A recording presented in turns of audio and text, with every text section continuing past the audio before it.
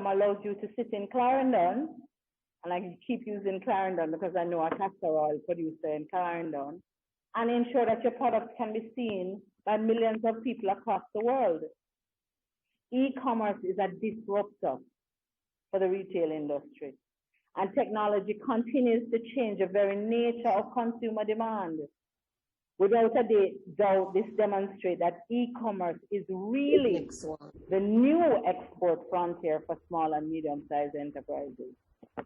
Exim Bank organized this event to help strengthen Jamaica's e-commerce sector and strengthen international opportunities for small businesses. We are pleased to have the support of the ministry, our parent ministry, particularly through one of our guest speakers, the Honorable Norman Dunn. Our joint aim from this seminar is to help to facilitate the growth of entities operating in this space while boosting the nation's economic path growth to recovery. Despite the current constraints that COVID-19 has placed on business, it is evident by the support that we have received from this event, and I'm talking to all of you joining us out there in internet land, that our Jamaican small and medium enterprises are resilient. If you don't think the grey economy is active, just look around. I am happy to place the spotlight on our guest speakers today also, who have joined us, Mr. Barrington McIntosh and Mr. Lansworth, both accredited experts in international selling. I'm looking forward to hearing from them, as should you, about how we can get to this next frontier for international selling. History tells us that the greatest innovations come out of periods of crisis. The internet continues to level the playing field for small enterprises like you participating in this forum. I encourage you to soak up all the information you can get from these experts. And we look forward at Exim to continue to support you as we take Jamaica's products to the world. Thank you very much. I'm going to ask now our chairman, Mr. Gary Butch Hendrickson, a very, very successful entrepreneur in his own right, but also a strong chairman of the Exim Bank, and his own passion for small and medium-sized businesses in this country is legendary. But I think he may have just a few words to share with you as we move along with the program. Mr. Hendrickson.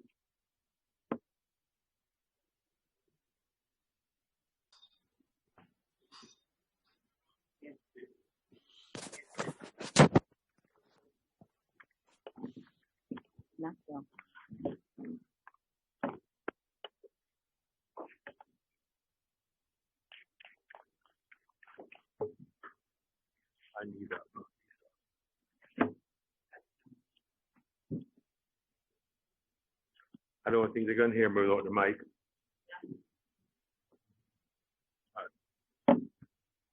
Good afternoon, everybody. Thanks for joining us.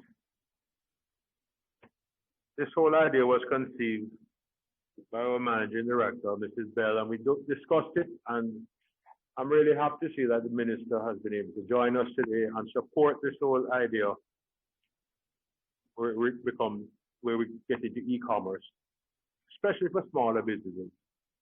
I can't go further than Lisa has gone to tell you how important it is.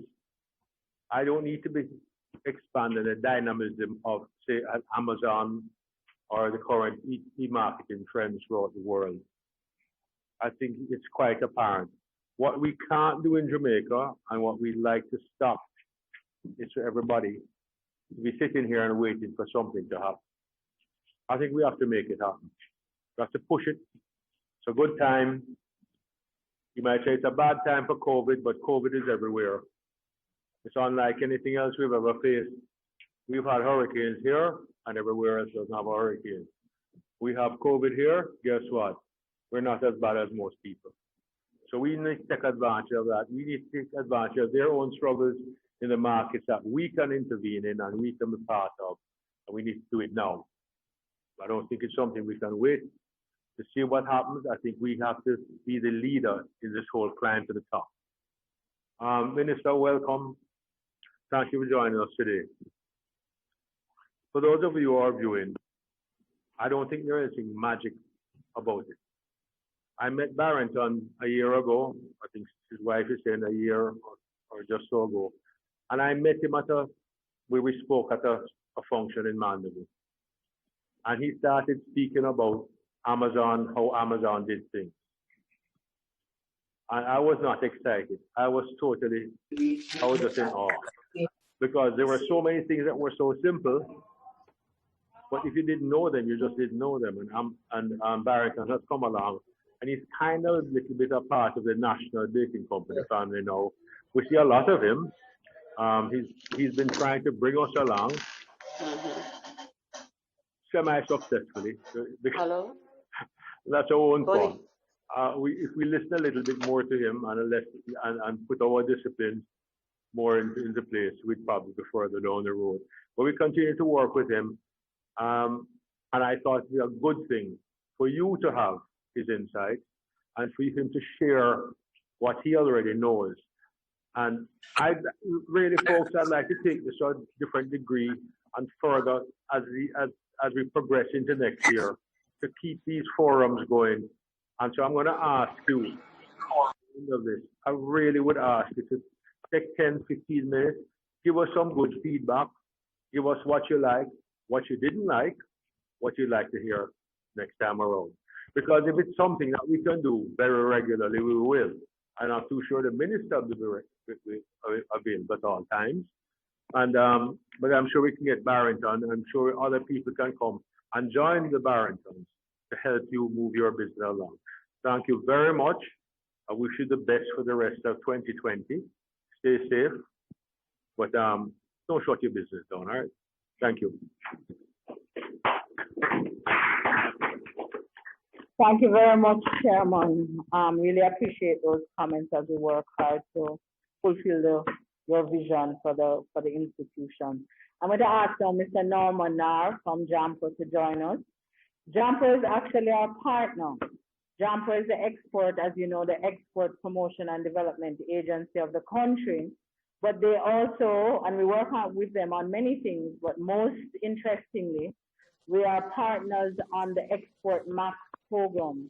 I think some of you online are actually participants in that program, and we have just some of those participants joining us in the room here with us. Export Max program is a wonderful program, and we're happy to be providing the financial support that it will require to move these 50 exporters to the next stage. But for now, let me just ask Mr. Nair to just give us a couple of comments from JAMPO. Can we welcome him?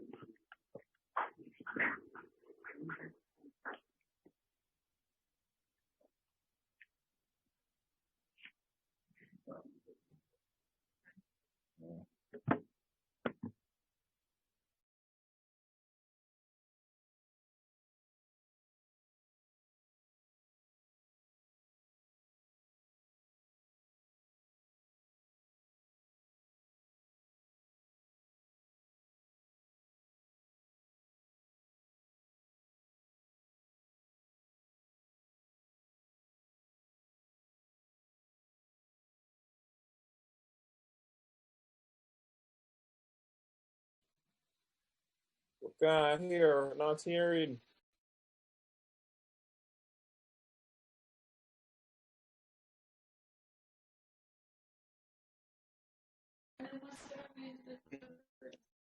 Not hearing.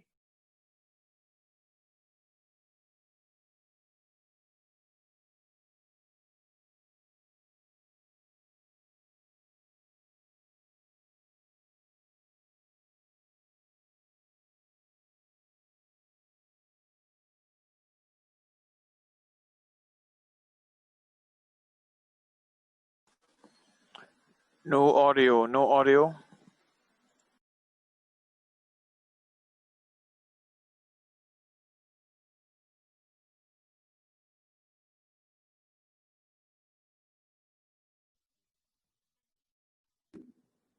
It is critical to embrace online shopping as an essential part of doing business, as JAMPROs observed significant global disruptions in traditional supply chains and international distribution of goods. These disruptions have led to some companies successfully finding new ways to do business. But for small and medium-sized entities, the challenge to thrive during this pandemic can seem insurmountable. This situation has added additional barriers for many of you. And so between financing, certification, marketing, and connecting with buyers are just some of the tests our SMEs and exporters have to face. Now, you must also think of the pandemic, which has changed the way we live and do business. Thankfully, e-commerce helps us to address significant issues that you are experiencing, finding new customers and markets internationally. Through digital selling, you can directly connect with the persons you want to see your products. So you are in control. So from a JAMPRO's perspective, this is what makes e-commerce such an amazing tool for small and medium-sized businesses. It empowers you as entrepreneurs and helps to have you a clear route to your target markets. Not only does this connect you with the buyer directly, but it helps you to reach audiences that you could not on a regular basis. So whether it be via a known platform like Amazon or your own website, through e-commerce, you can get a clear idea of what is in demand and where your audience is located. If you have a well-developed strategy, you can capitalize on shoppers who start their customer journey online, which is a norm for most international markets.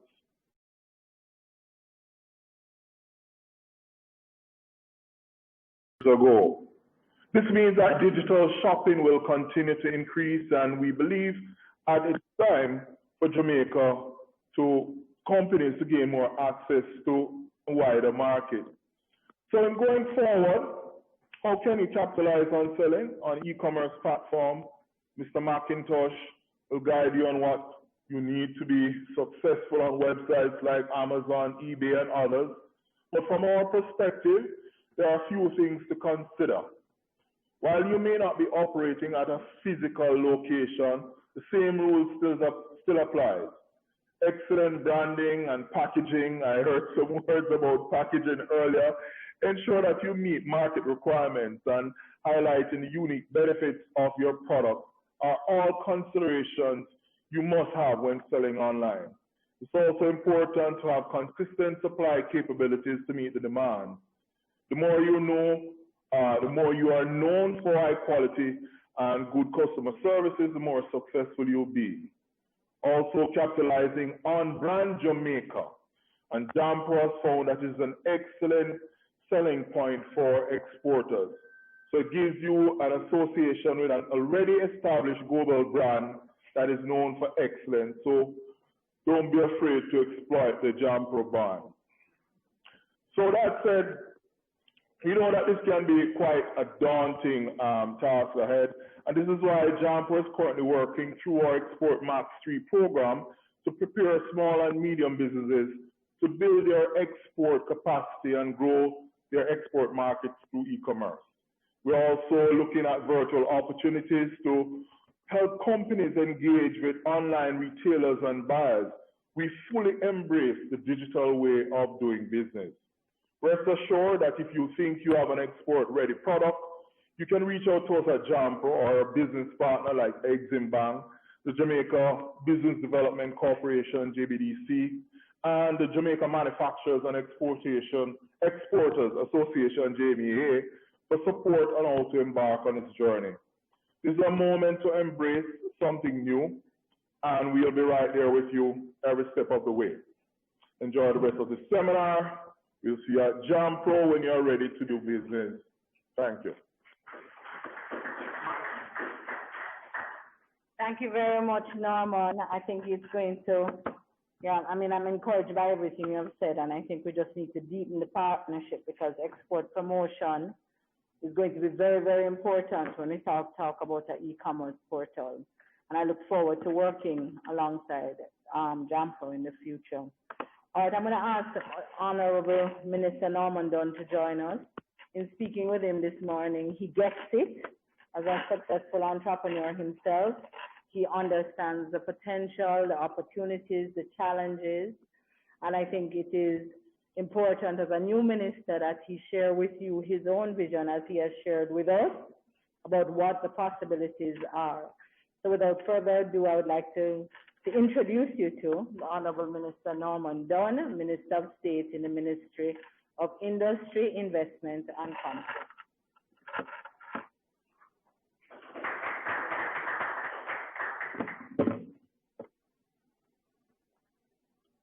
Thank you very much, Madam Managing Director Lisa Bell.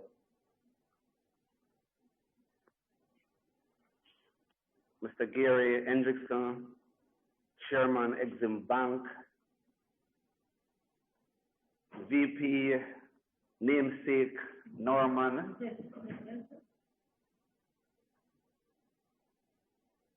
Mr. Barrington McIntosh, $1 million Amazon. It's not million Jamaican dollar, no, we know.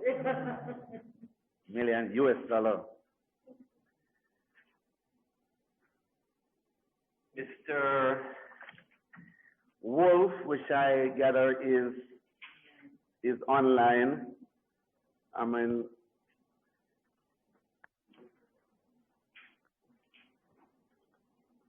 my CTD representatives from the Ministry of Industry, Investment and Commerce, representative from the Bureau of Standard, representatives from Exim Bank,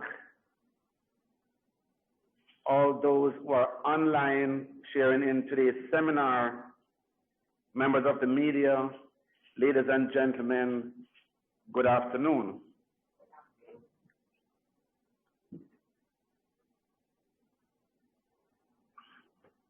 Wow. This is a different year. And imagine the year is not finished.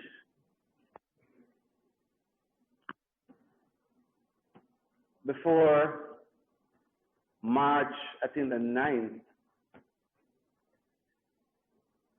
granted we heard what was happening elsewhere in the world. What graced our shore here in Jamaica has changed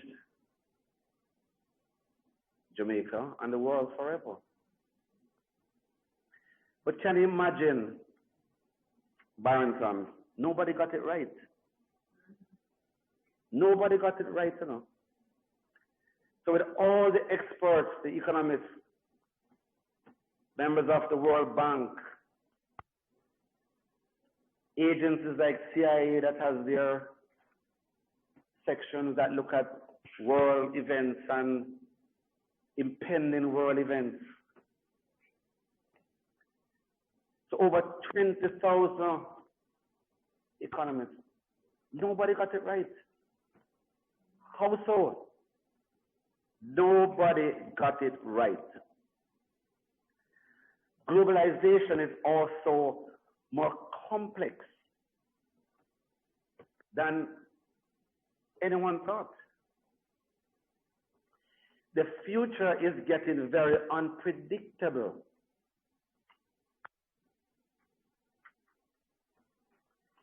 Income has gone up for the vast majority of persons in the world, even though the population rose by 2 billion. Life expectancy has gone up significantly. But there's also a growing inequality. What we have seen now is what happens in one place, no matter how far it is in the world, affects other places quickly. Globalization is under threat. Life is also getting unpredictable. But there are some saviors along the way. Technology has been at the heart of the answer to a lot of things.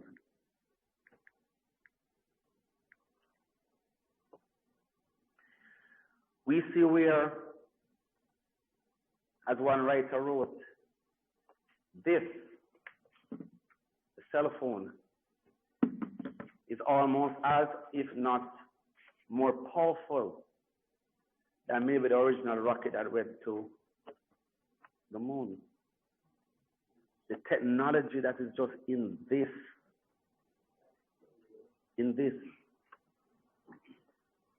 Stem cell research is another frontier. You'd have seen, even in this pandemic, a company called Regeneron. The technology and the marrying of the technology with science is going to change us forever. And some persons, especially on the genetic front, persons are predicting that maybe a day will come when there will be no Olympics. Because whatever parts of our body is needed, you can fix it, you can regenerate it with simple stem cell research, and therefore everybody will be a superhuman. So of course, each year, January starts with new hope, resolutions, anticipation, expectations. Persons mostly in business, most of you here, entrepreneurs online, think about how you're going to make more money. Look at acquisitions, new markets, new products, and the list goes on. But here we had in this year one unwanted guest that nobody wanted. It's Corona. And if you notice too, we have had one of the most active weather system years in 2020, to the extent that they run out of names and start using the Greek alphabet, theta, epsilon, etc., etc. Eta. So here we are on November the 5th. November the 5th, 309 days in the year,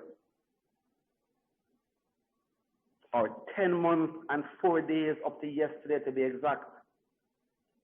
Alternatively, 26,697,600 seconds,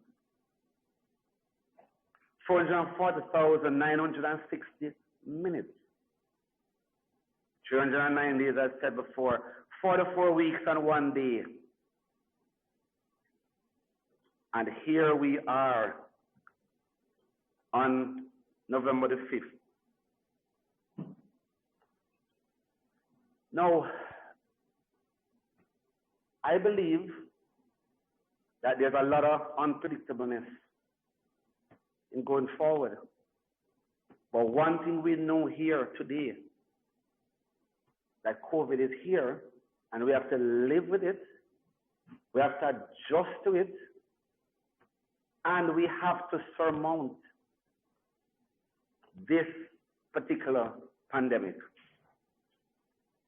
So on behalf of the Ministry of Industry, Investment and Commerce, I am honored to join you this afternoon in this webinar under the theme, E-commerce, the next export frontier for small and medium-sized business.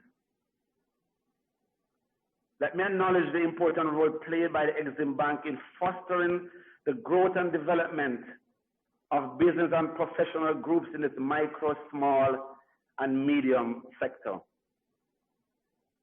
Exim Bank, since its inception, has demonstrated an unwavering commitment in fulfilling the mandate by ensuring that many small and medium-sized businesses benefit from financing and support to grow their business.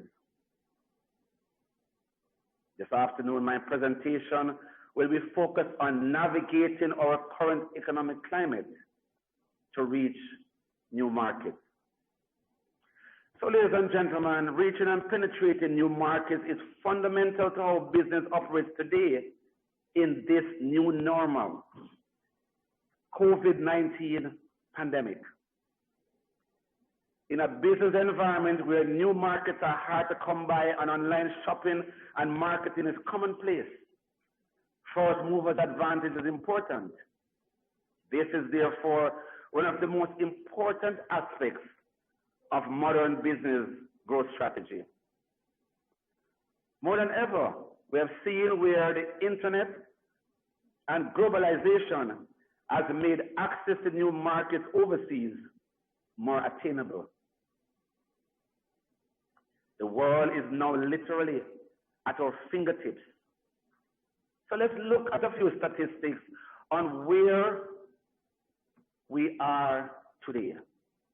So, 93% of the world population lives within reach of mobile broadband or internet service.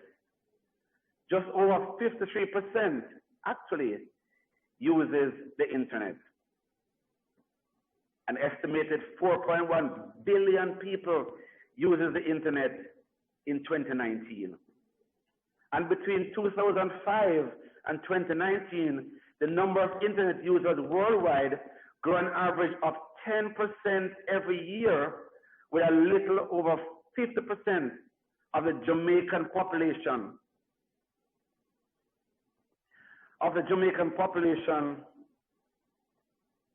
having access to the internet. So, according to research data based on a gathering from Statistica, the Caribbean B2C e-commerce market is valued at over $5 billion annually and is growing by approximately 25% per year.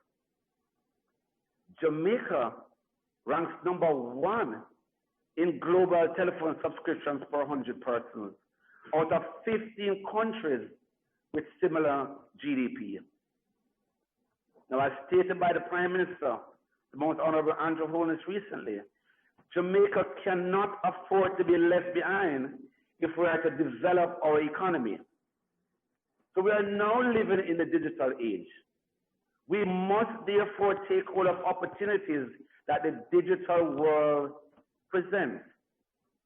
There is no doubt in my mind that we have the capability and the capacity. Nevertheless, we are limited only by our level of competitiveness. It is important, therefore, that as businesses, we must position ourselves to compete globally in order to reach new markets. So, ladies and gentlemen, the reality of our current economy in Jamaica, like many other countries, has been negatively impacted by COVID-19. The Bank of Jamaica projects that the Jamaican economy will contract between 7 and 10% during 2020 and 21 as a result of the pandemic. It is therefore necessary for us at this time to seek to reverse our fortune by increasing our exports. The government, through recent COVID care packages, has sought to keep as many of our micro and small, medium-sized enterprises operational. In the open budget presentation, the Minister of Finance announced a tax credit aimed at stabilizing the MSME sector in order to incentivize operators and stimulate production. The government has long recognized that in order to achieve meaningful growth, we must do so from the ground-up approach developed by MSME sector. As such, the MSME Entrepreneurship Policy 2018 was crafted with a goal in mind and is geared towards improving efficiency and competitiveness of the MSMEs. One of the objectives of the MSME policy is the internationalization of MSMEs in terms of increasing our export potential and streamlining their inclusiveness in global and regional value chain.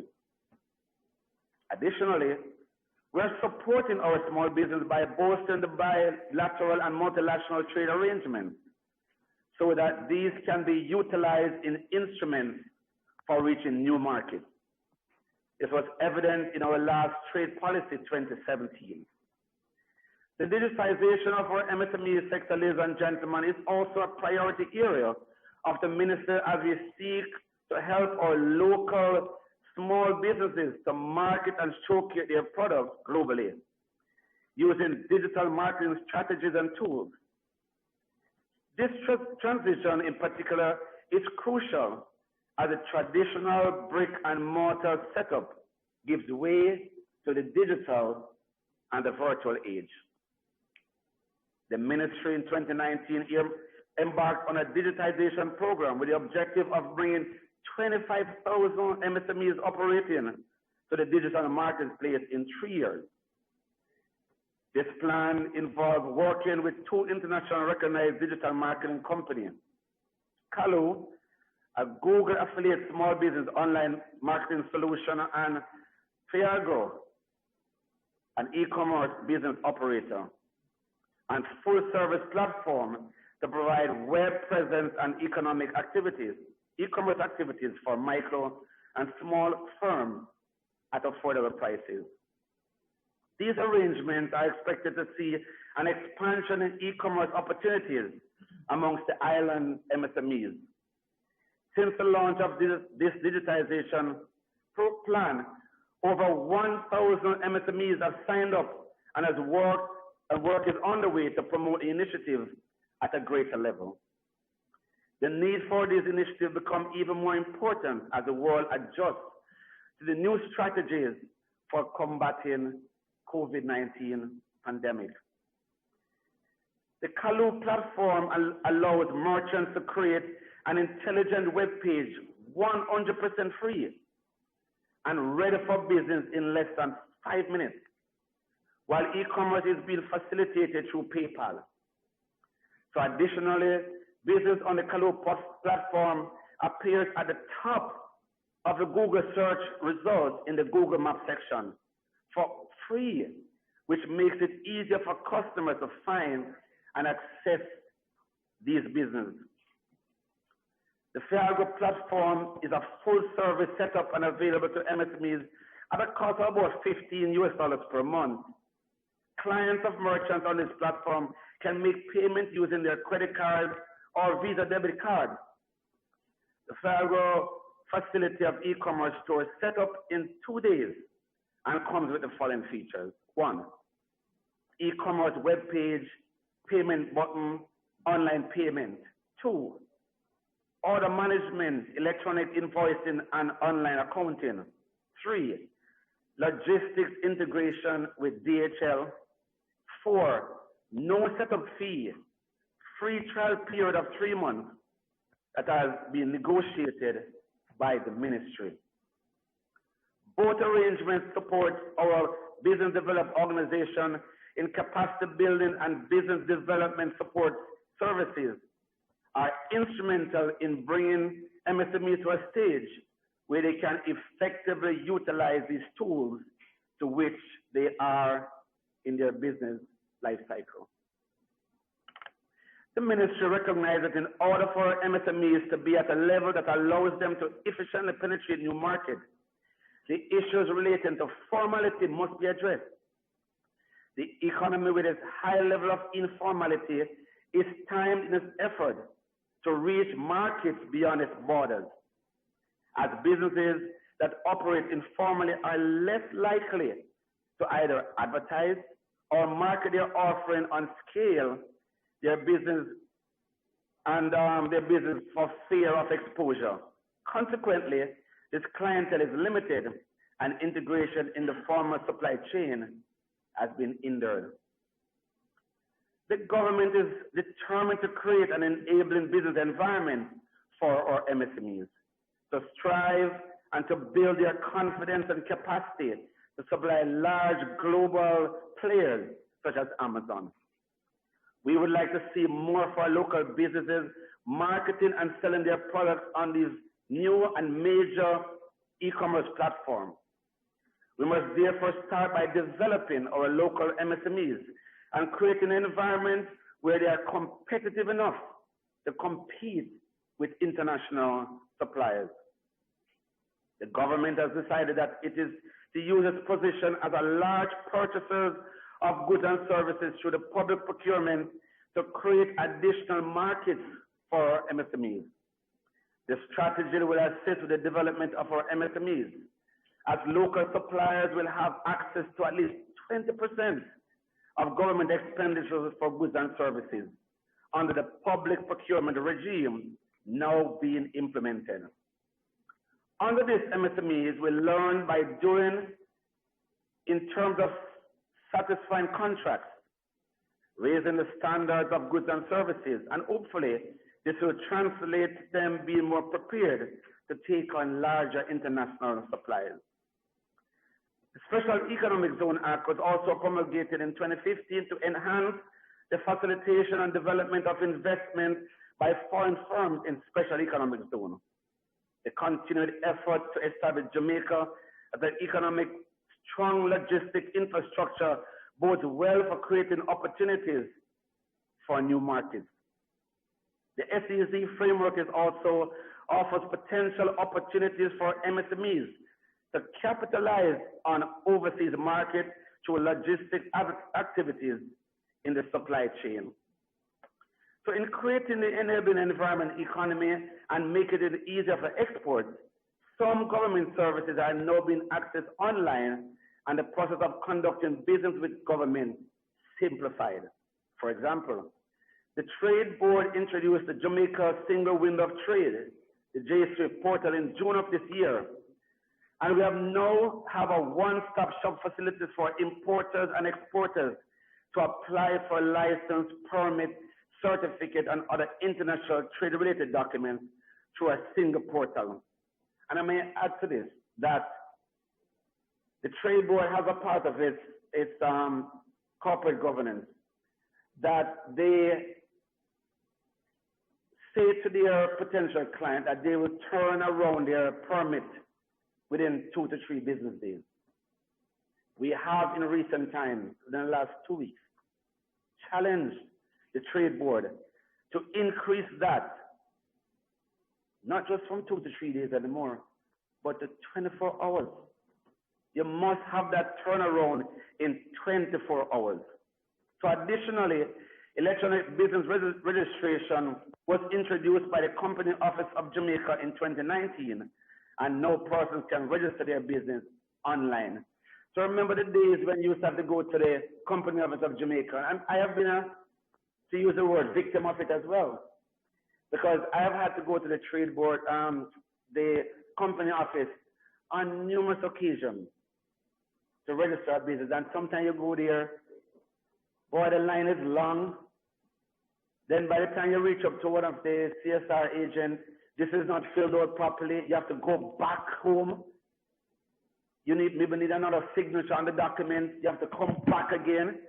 And that was really a difficult time in getting business registered easily online. So I'm grateful for the fact that we have moved these services online so that businesses can be set up and the activities can be completed from the comfort of your home or your office in a very short time. So ladies and gentlemen, we must also support our businesses by ensuring that they have access to adequate, affordable, and appropriate financing to provide capital to support this business, who want to ramp up their production to meet new market opportunities. So in order to access overseas market and operate in most instances, we need to scale up its business beyond the Jamaican marketplace and take additional capital. Institutions such as the Exim Bank and the Development Bank of Jamaica play a critical role in providing this working capital support needed to drive the productivity.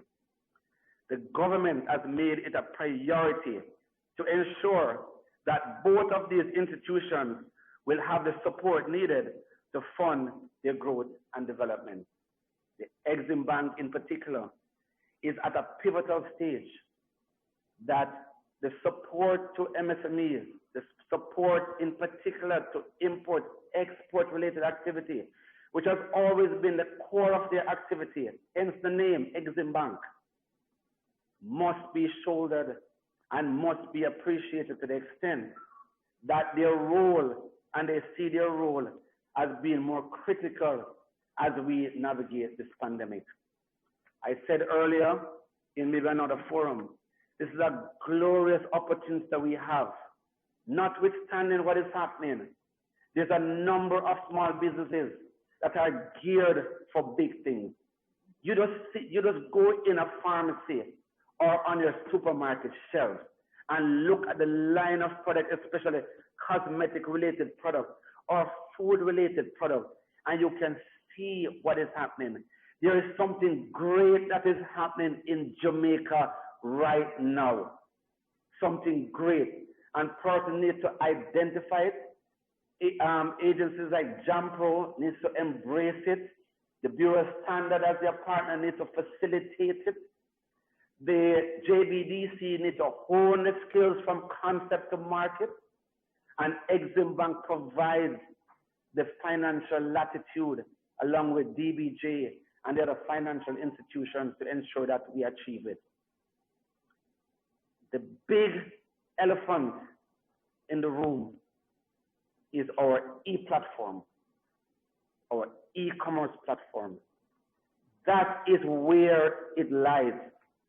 So no matter what business you are in, no matter what services you provide, this is the opportunity, this is the time, this is the moment to embrace the digital transformation and the digital and digitization of services, products that is happening in this world. Not because you're in Jamaica. The opportunity is right here at your fingertip. And as Kamala Harris said, this country is a big country in a small island. This is who we are. We are Jamaicans. We are proud. We are innovative. We're excited about the future. Let's go and get it. Thank you.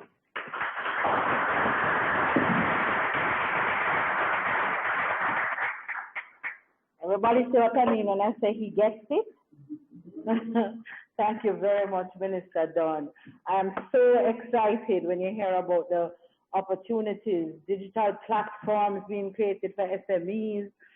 I mean, I think it is a very positive outlook, and we just have to mobilize, coordinate to get ready. Well, the minister is going to, and the chairman may be leaving us, but we online are going to continue. I first want to introduce Lance Wolf. He is one of our expert Amazon sellers. We dubbed him as $1 million Amazon seller and has experience.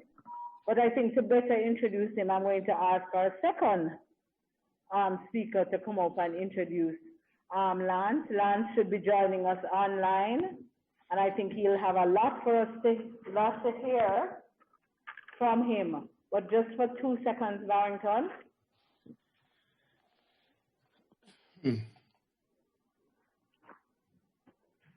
Thank you, Lisa, Chairman, Honorable Minister,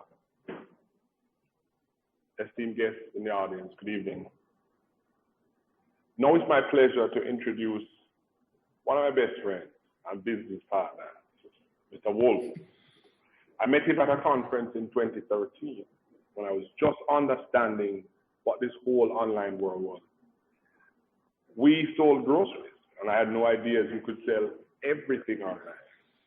Toys, clothes, shoes, everything could be sold. And he introduced me to what the lay of the land is, Amazon. And ever since then, we've shared ideas, we've shared strategies. We have coached students that now do millions of dollars a year on Amazon, far surpassing what we do. We have coached students, and every year we coach thousands of students around the world on how to sell online. This gentleman lives and breathes products. He loves Jamaica. He came here to Jamaica, got married in Montego Bay. I was in the wedding. He understands what happens with products. If Lance walks into a store, he can tell you, this is a winner. This needs work. This is a multi-million-dollar product. He flies to China to look at products, just products. And I said, Lance, listen, we're doing this all over the world. Why not?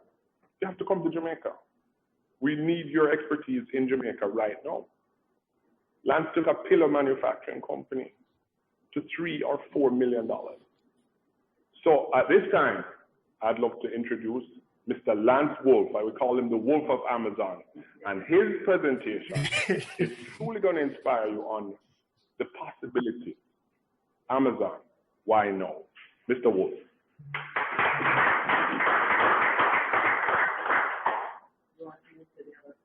Hey, everybody. I just want to make sure that you can hear me loud and clear just because we have a lot of good material to cover. So if I could get a check-in, maybe somebody could notify me that they can hear me very clearly. Loud and clear. All right. Sounds good. So, Barrington, I really appreciate that introduction. And furthermore, I'm very grateful to be here today. This is a humongous honor.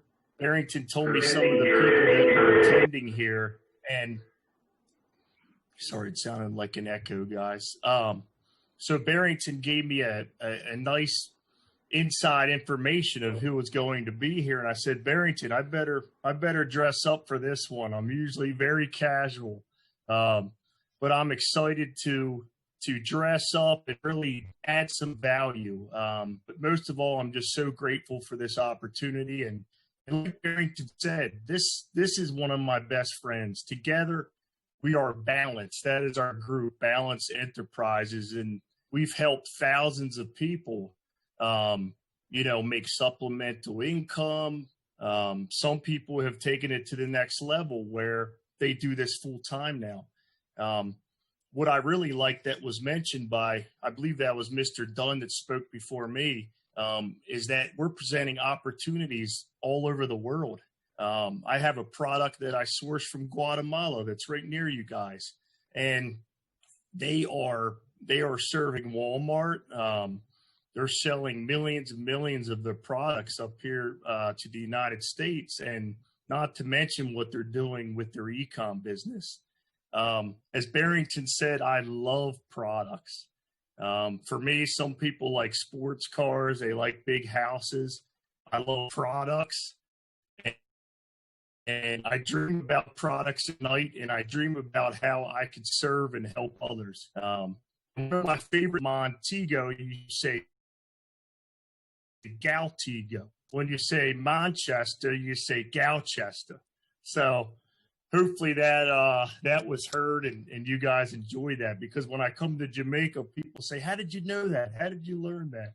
So let's get into the presentation. And I just want to check in again to make sure I'm being heard, because I'm about ready to begin the presentation here, guys. And Barrington, thank you so much for inviting me.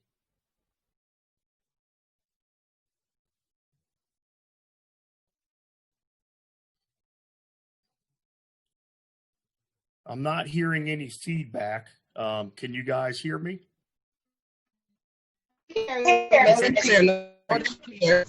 Wonderful. Okay, I'm going to start the presentation, then, guys. Thank you so much. So, like Mr. Dunn alluded to, you have nothing to lose in this business. Over 110 million eyeballs, aka Amazon consumers, that are on the nothing to lose to get your product up here, to get your product to Canada, to UK. You might be wondering, who is this guy? Is this Barrington's buddy that he met in Jamaica? What's the story here? So Barrington and I, we met at a conference in 2013, and Barrington was inspired by the fact that he was on the rock in Jamaica running $1 million business in the U.S. And here's me in the U.S., and my numbers weren't even close to his. So immediately I rushed up to Barrington when he got off the stage, and I asked him what his secret was. And it turns out that Barrington was sourcing products in his backyard in Jamaica, grocery items, and I was selling toys in the U.S. So that initial relationship allowed us to learn more about what each other is doing. In the world today, there's a lot of walls. There's a lot of communication being broke down. I always say to Barrington, if we want to fix this diversity problem, if we want to bring everybody together, we have to create opportunities for people. We have to do business with each other.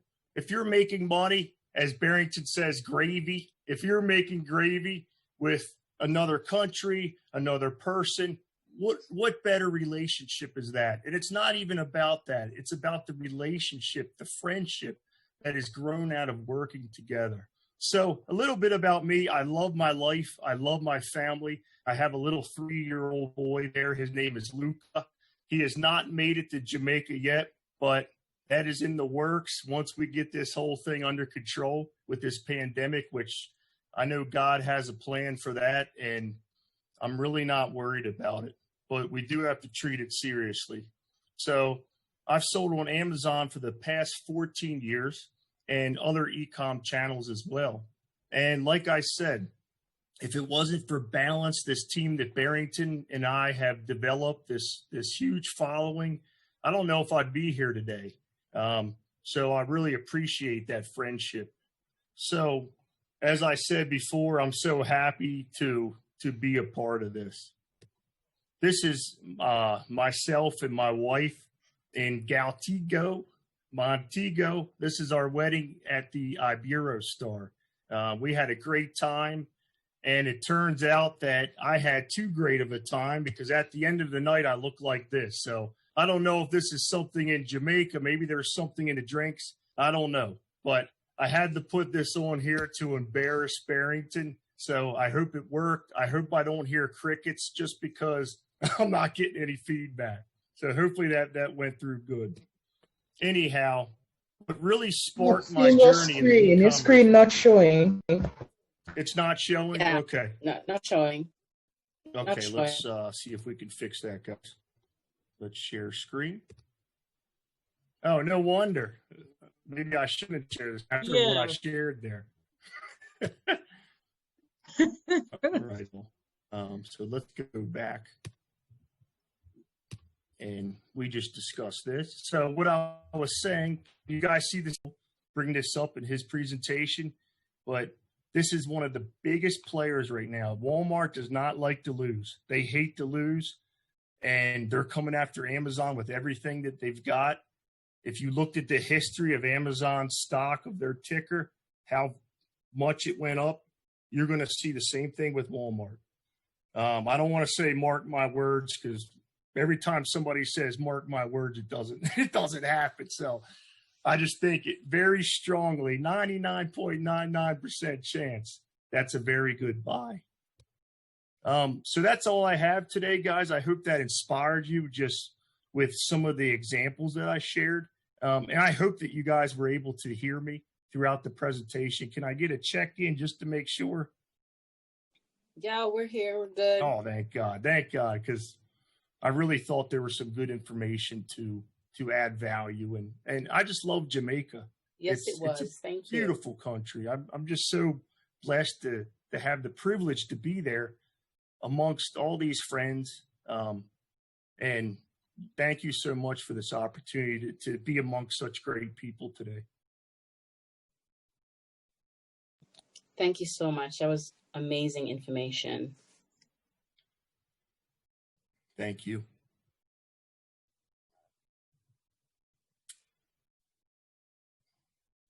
Should I go ahead and cut the screen, guys, or I'm not sure what the procedure is just because I'm not there? I think there is a lag, so I'm not sure. You could probably wait on a bit, but Okay, we're yeah, lagging at some parts. But I'm on the other end. I'm here in Jamaica, and we're hearing you pretty clear out here, but at different times. Is this Janice I'm speaking with? Oh no, not at all. I'm a participant, Karine Lamy from Beauty Cosmetics. Oh, okay. Nice to meet you. Likewise, nice to meet you as well. Yep. Well, since you're here, let's chat a little because I do sure.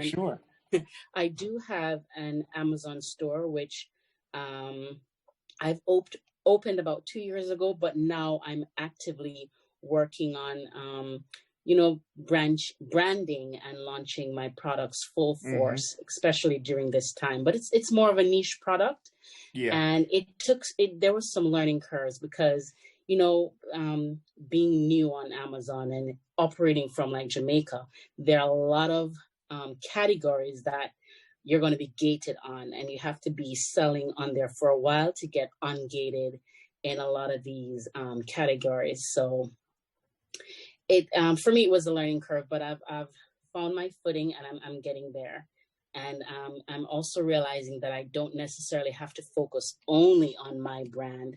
I can also sell other things with it. Yeah, absolutely. There is a really big barrier to entry, just like you said. And the good thing is that we do help people with that.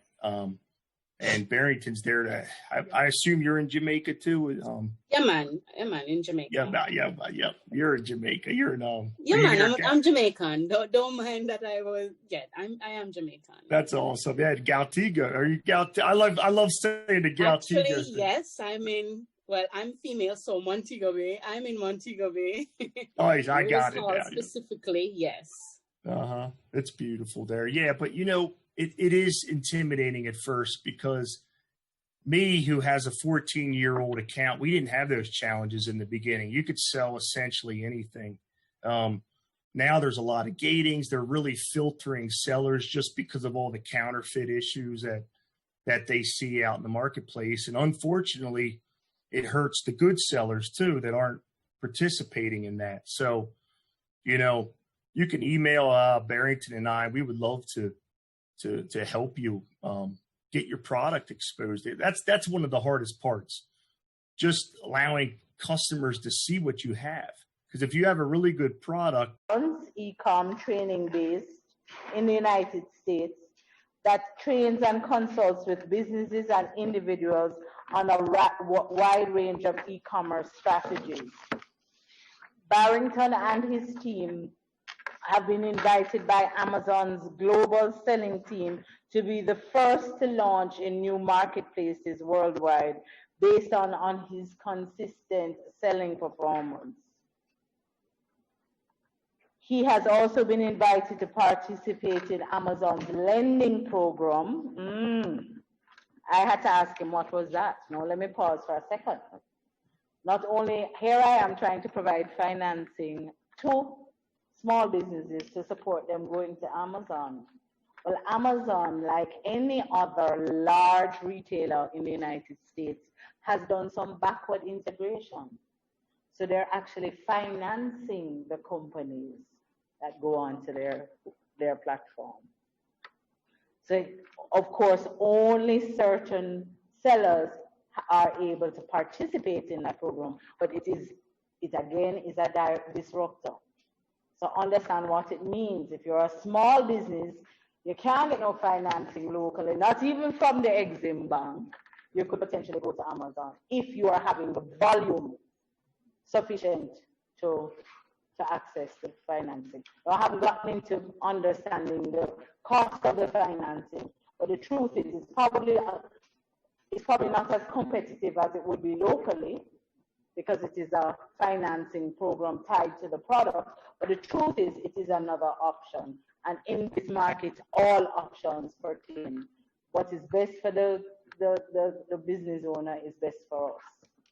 So as I said, Barrington and his company have been invited to participate in Amazon's lending program, which allocates millions each year with inventory for high-level sellers.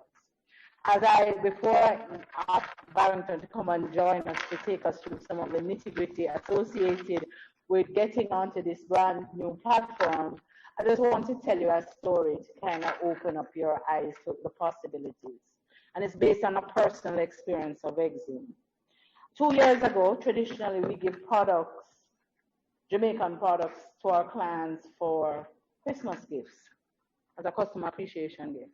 And in this particular year, we chose to give a bundle of spices in what we know commonly as a Jamaican Dutch pot. Everybody know what a Dutch pot is? Yeah. So we tried to source 300 Dutch pots. And we could not find anyone, no single buyer, where we could buy 300 Dutch pots. Finally, my boss said, boy, Mrs. Bell, there's a community, I think it's in Tivoli Gardens, that the community makes Dutch pots. Literally, we got into the car, drove down to this community, and one man coordinated to a seller of like 10 houses, all of which were making Dutch pots in their backyard. We had to negotiate with individual sellers, 15 pot here, 30 pot here, 5 pot here. These are our traditional, authentic Jamaican Dutch pot. I remember speaking to one man, he could not read nor write, but he made a brilliant Dutch pot. After we actually maneuvered and the difficulty of negotiating with 10 different people and trying to get the Dutch pots, and we finally got them, packed them, gave them to our clients, I said to myself, community development. What could we achieve if there was one company who negotiated to get the supplies to all of these individual people in this community and got them the raw material at a cheaper price in order to create these Dutch pots? And created a forum for them to be collected, sold, and distributed. What could we achieve? Not only in the context of e-commerce, but in terms of community development. A community of people working together to achieve a common goal. Does anybody know how much the Dutch pot sells on eBay for? I am going to invite you to go and look. Because the cheapest Dutch pot on eBay is 30 pounds. What is the equivalent of 30 pounds Jamaican? Anybody can tell me? You know how much I bought the Dutch pot, sir? Not one Dutch pot cost more than $1,000.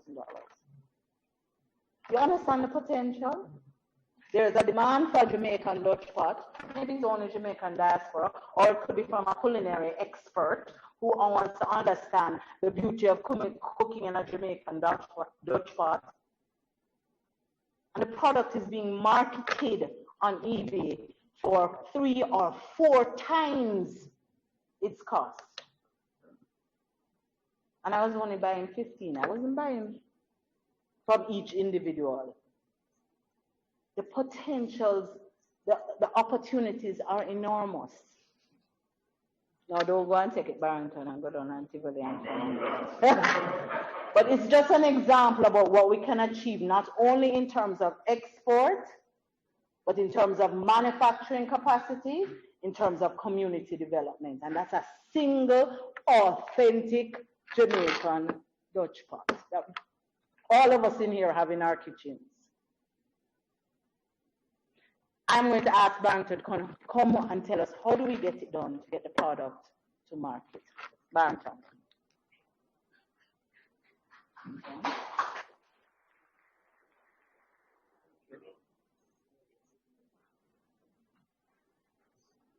Chairman, I know you have to leave, so I want to acknowledge the insight and truly a visionary, looking at things from way out. If he doesn't understand it, Barrington, you do that, outsource it, make it happen. MD, that story was truly inspirational. Do you know that you drove up the price of Dutch pot? It's $2,700 for a Dutch pot now. See? Because they recognize. And it's worth it. Honorable Minister, I know you're here. Lance alluded to your presentation. It was insightful. And I know we see the opportunities. The key thing now is for us to take action. We see all the opportunities. We know they're here. But what do we do about them? Do we say, okay, well, I can't do this. It's not going to happen for me? Or do we go out there and take action? Ladies and gentlemen, here and online, we truly thank you for the opportunity to present. It's an opportunity for us to serve. And I'd like to start my presentation with a story. I want to take you guys back to Whitfield Avenue. I was growing up, going to Whitfield All-Age School, and one of the teachers, she said something to me that I didn't know how to take it at the time, but now looking back at it, I understood what she was trying to do. She saw some potential, but we were playing scrimmage, we were lazy, we were running up and down playing scrimmage. And you know what she said to us one day? It was about common entrance time, everybody needs to get serious, it's time to take common entrance. And she said, you see all of them at the back? No, pass. Do you know what that did to me? I have to prove her wrong. She said, no, pass. At that point, that day when she said, I was sweaty, I remember I went home and I said, Mommy, you know what the teacher said, we now pass common entrance. And you know what I'm going to do? Me pass, we were champion. That was the school that everybody wanted to go. And I said to myself, I am going to pass my exam and I'm going to go to camp. And I started to study. I got 94 in common entrance. You know what that proved to me at the time? Despite what people say, if you put your mind to it, and if you start to put in the hard work, others passed before me. I know people passed to go there. The chances of students passing from Whitfield All-Age to get the campion, we never get those passes. We go to Tivoli and we go, different places and Charlie Smith and Stats. We never got those passes. And I said to myself, I am going to pass for campion. And I looked through that paper over and over, never see my name. I looked through that paper many times. Then a lady called, Miss Mark, your son passed for campion. And I said, you know what? You know what that did for me? It helped me to appreciate that no matter what, once you see the opportunity and you put in the hard work, this can happen. Not only the success of now, but how you can pull it to, leaving from there to different things. And I've set that as goals in my life. Moving on from Campion, starting with eBay, selling the first product on eBay was a glass fish. A glass fish. And I'm thinking, wow, people buy a glass fish for $65? And I said to myself, wow. See, when we are limited to where we are and we say, okay, well, only if a man pass on the street and so on, we don't understand what happens when you do that exposure to a global marketplace. And once you start to expose your products to that global marketplace, you then understand the power, the value. Did you hear what the minister said about Brand Jamaica? Did you hear what he said about Brand Jamaica? You don't need to go there and have another brand. If your product don't have Brand Jamaica on it, it fades in the back. Why? We have a very strong brand, but we must capitalize on that brand. So our first slide.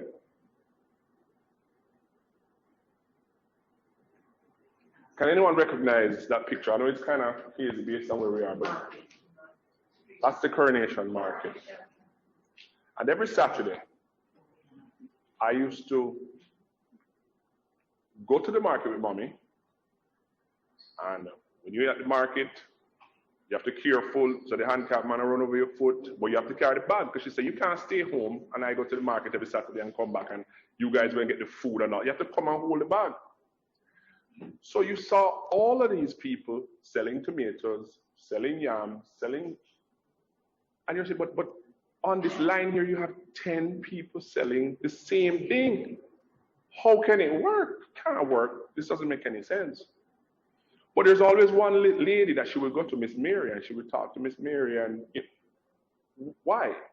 Miss Mary set herself apart from everybody else. Maybe she said, Miss Mac, you know, with the tomatoes, I'll give you a roll at a time, or I'll give you. She did something else. She set herself apart. So everybody was selling. They all at the same price.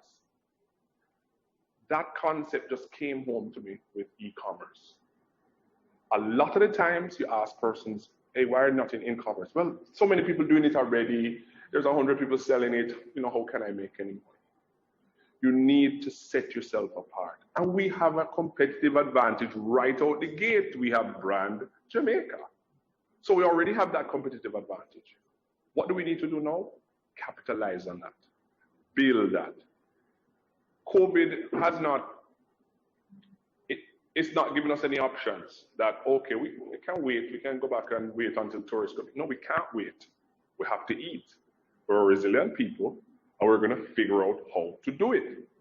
And that is what I want to bring out today, the opportunities that we have as Jamaicans and what we can accomplish if we start to get that right mindset. And that is key. We must get the right mindset. If we don't, we're just going to say, well, this can't work. It's not going to work. Only working for such and such person.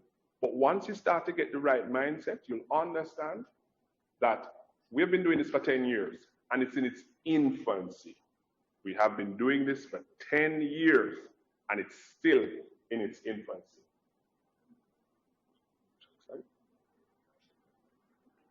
What I'm going to focus on today are the opportunity with global online selling, selling on multiple platforms, fulfillment. You heard the conversation prior to the start of today's session regarding fulfillment, having your product where your market is. You need to have that.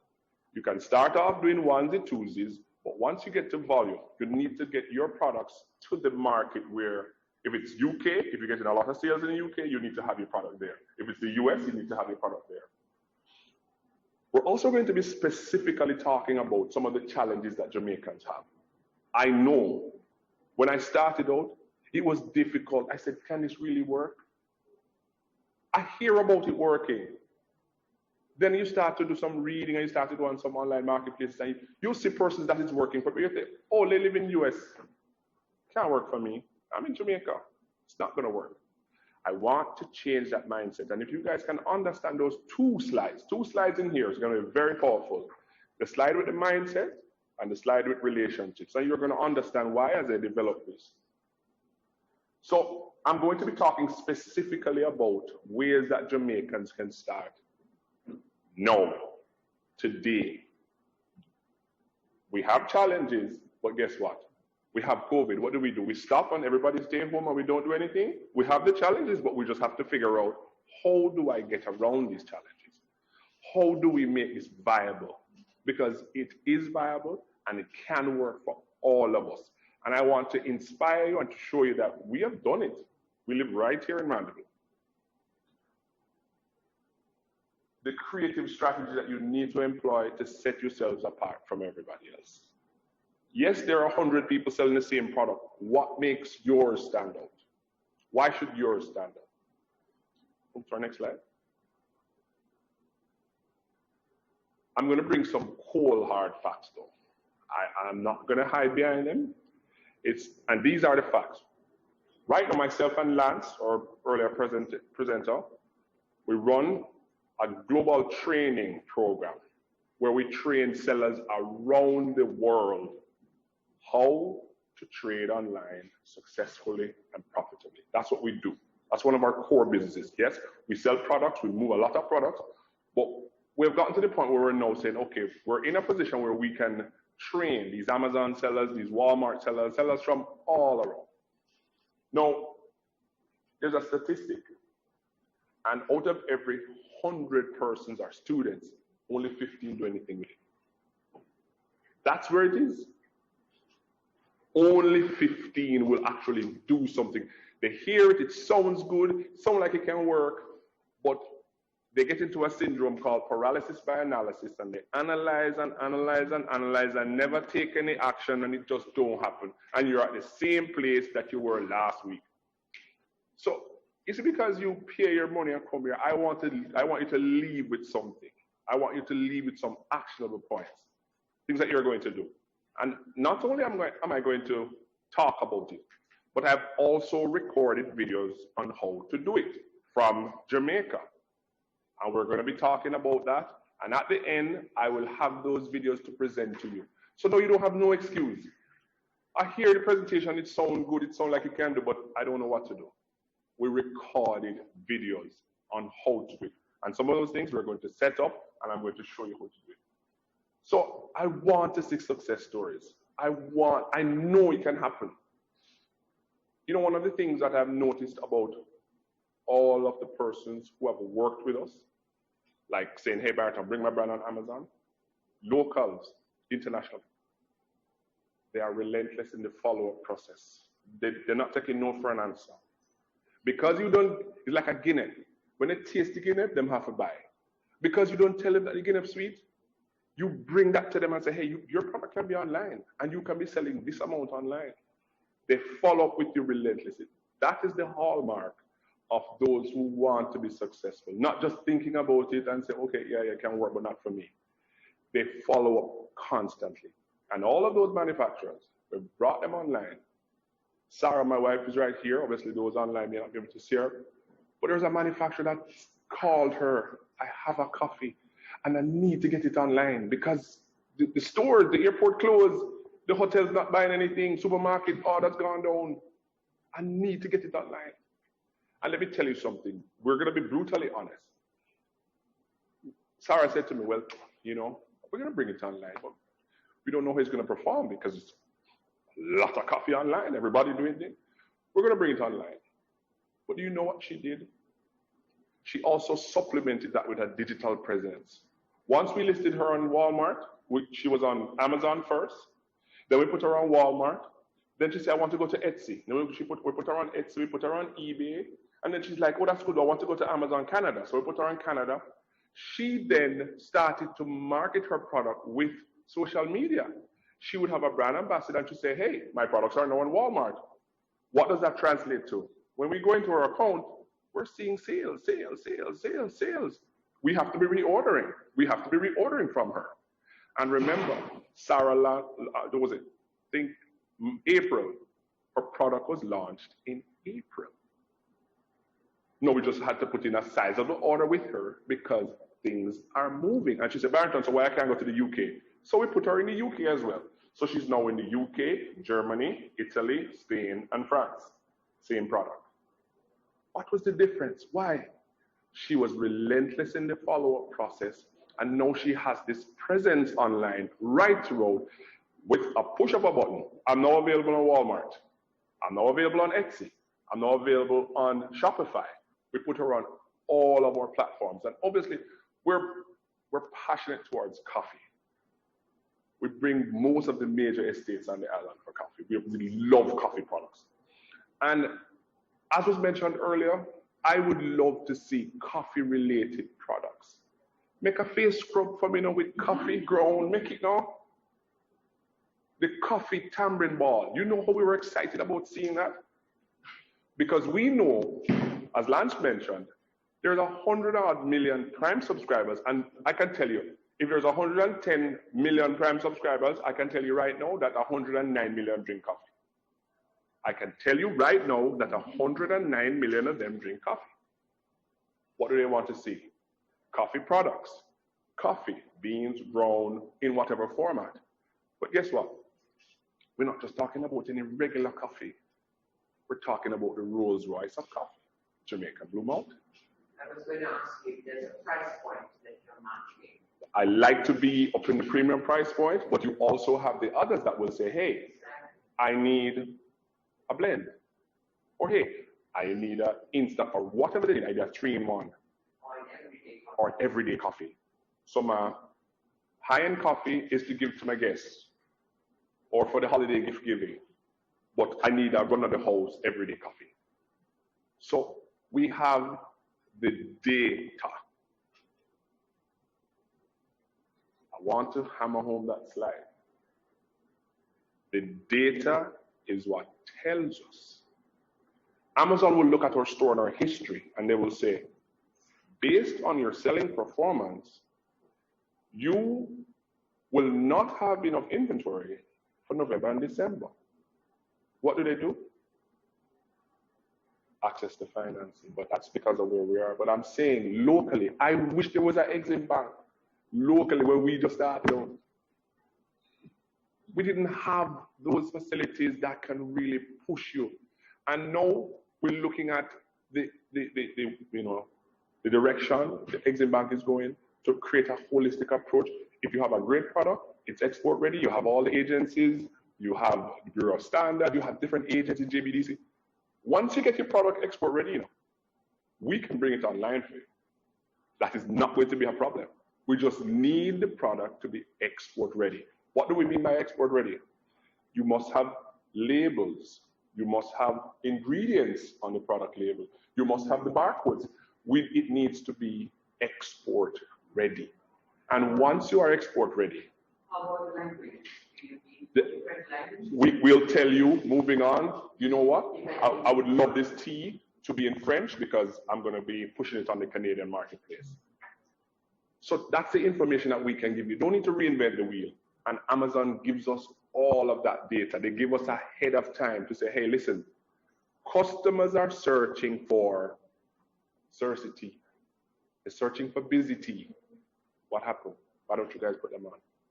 So they're telling us. So the beauty with the whole online experience is that you don't have to knock your head and go throw something up to see if it's going to sell. They give you the data early, so you can make informed decisions as to what you should carry. Maybe you have a product and you feel like this is the greatest thing, but based on their data, they're telling you, move here, and then go to the next one. So, next slide. This is the slide that I really want you guys to understand. And I'm talking to you right out here on Zoom. I need you to understand this slide. The mindset, your mindset has to change.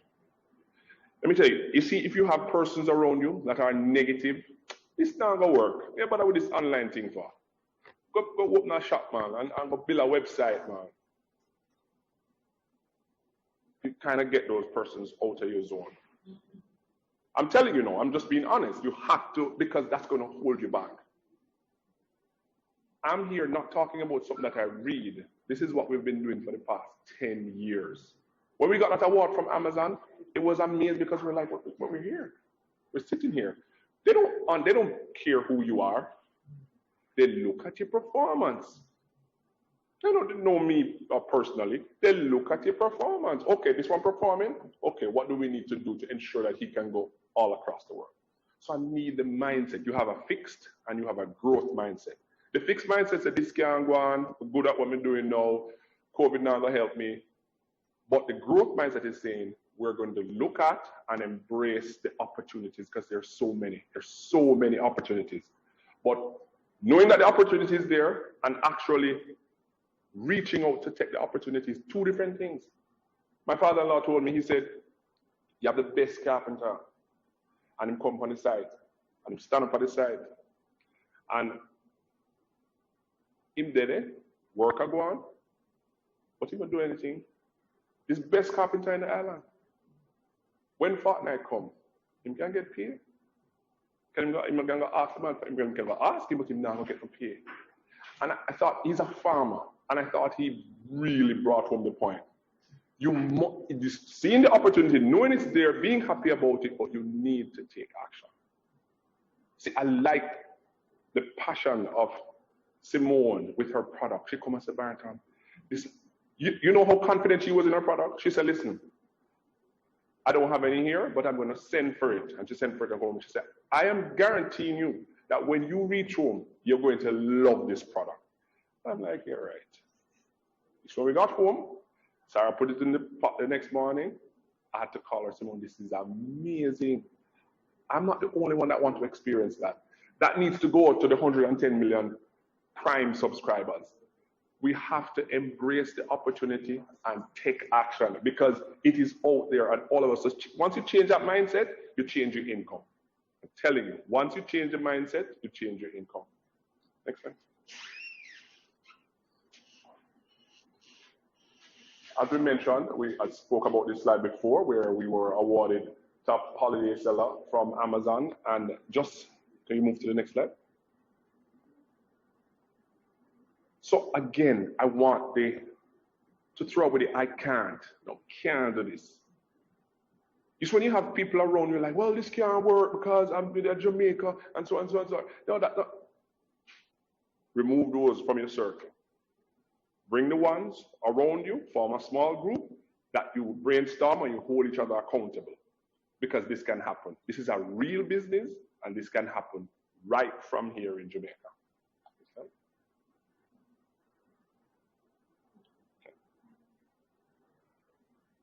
Why are you doing this? What is the one thing? Why are you doing this? Did you lose your income, your job? Do you have family to support? You're a small business. Do you know when we're the most happiest? When we're able to give.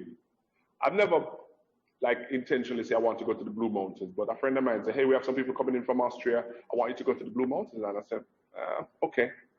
So we went up there when we got to where was that, Sarah? The cottages. And they're like, okay, then you have to walk up to the Blue Mountain. No. So we're like, okay. And when I took that trek, 2 o'clock in the morning, and we got almost to the top. And when we're coming down in the morning and we're looking at what's happening, and we saw those cherries, and you're on the slope, and it says the Blue Mountain coffee is ripened in the clouds. We started to understand that there's no machine that go and harvest this coffee. You have to go pick it by hand. So I really got an appreciation of the product that I'm carrying. So what is that one thing? You just want to make an additional income. What is the one thing that you want to accomplish? You see, when you recognize that, you firstly recognize this is where I am, and this is where I want to get to. And once you start to recognize that, you will know, what do I need to make the next step? Is it that I need to go to JVDC to look at my product, to create a path with me? Is it that I need to get my product ready by barcode, by labeling? I need to get boxes. What do I need to get? What is that thing? So you need to figure out why you're doing this. And once you do that, it pushes you, it motivates you to go to the next step. Why is the opportunity right now? Why we can't say COVID and we're going to leave that? And why is this opportunity right now? Why we have to grasp and jump at this right now? Well, the second quarter, in 4 months in 2020, e-commerce grew the equivalent of what it did for 10 years. Let me go over that statistic again. In 4 months in 2020, e-commerce grew the equivalent of what it grew in 10 years. And there's no slowing down. There's no stopping that because all the trends are shifting to e-com. You heard when the minister spoke earlier about the different opportunities and why this is the right time. We can't drop the catch now and say, oh, well, we'll just have somebody else do it. We need to capitalize right now. Consumers spent $200 billion online, and that was up 44%. It was 138.9 billion. So that's 44% increase. You guys, sometimes when I read these numbers, You're understanding the impact of this. We're not just talking numbers for numbers' sake, we're just showing you the vast jump. Like, Mrs. Hilton, we're like really looking forward to you and Sarah having a conversation about teas. Why? Teas have jumped that same figure. Jamaican teas, I just mentioned it. Jamaican teas. Your Cersei, your guinea hen, your fever grass, your busy bush that people would be like. And this is not something that I'm talking, we're not talking about these things, you get so passionate, Minister, because this is something that we know. Cersei run wild, and you're saying, nothing now go on? That's the problem, because when it comes well, you have lizard coming over it, you have birds hopping over it. Yeah, but you see, I'm just putting that point up. Correct. But I'm just putting that point out there to show you what an opportunity. I spoke to Mr. Norman at Sipacopa, and he said, perishables, and he said, Bertola, we can't get the Cersei. Sometimes when I call him, he's saying, hey, listen, you only can get this. Don't have enough. You only can get this amount because we have so and so, so you only can get this amount. And I'm thinking, how do we say nothing now go on in Jamaica? How do we say that? Whole heap of things are going, but you knowledge, when you're empowered, knowledge is power. When you know what you need to get, that is when you are ahead of the game. And I'm telling you, with the big data that Amazon has, they will tell us we need X, Y, and Z based on the trends. And here's the volume that we need. Here's the volume that we need. All of us in this room, all of us on this webinar, we can't supply it. Half of Jamaica, they cannot supply the demand. And because of COVID, think about it. Your consumer is in the US, and what did they grow up on? These kind of teas, that's what they grew up on.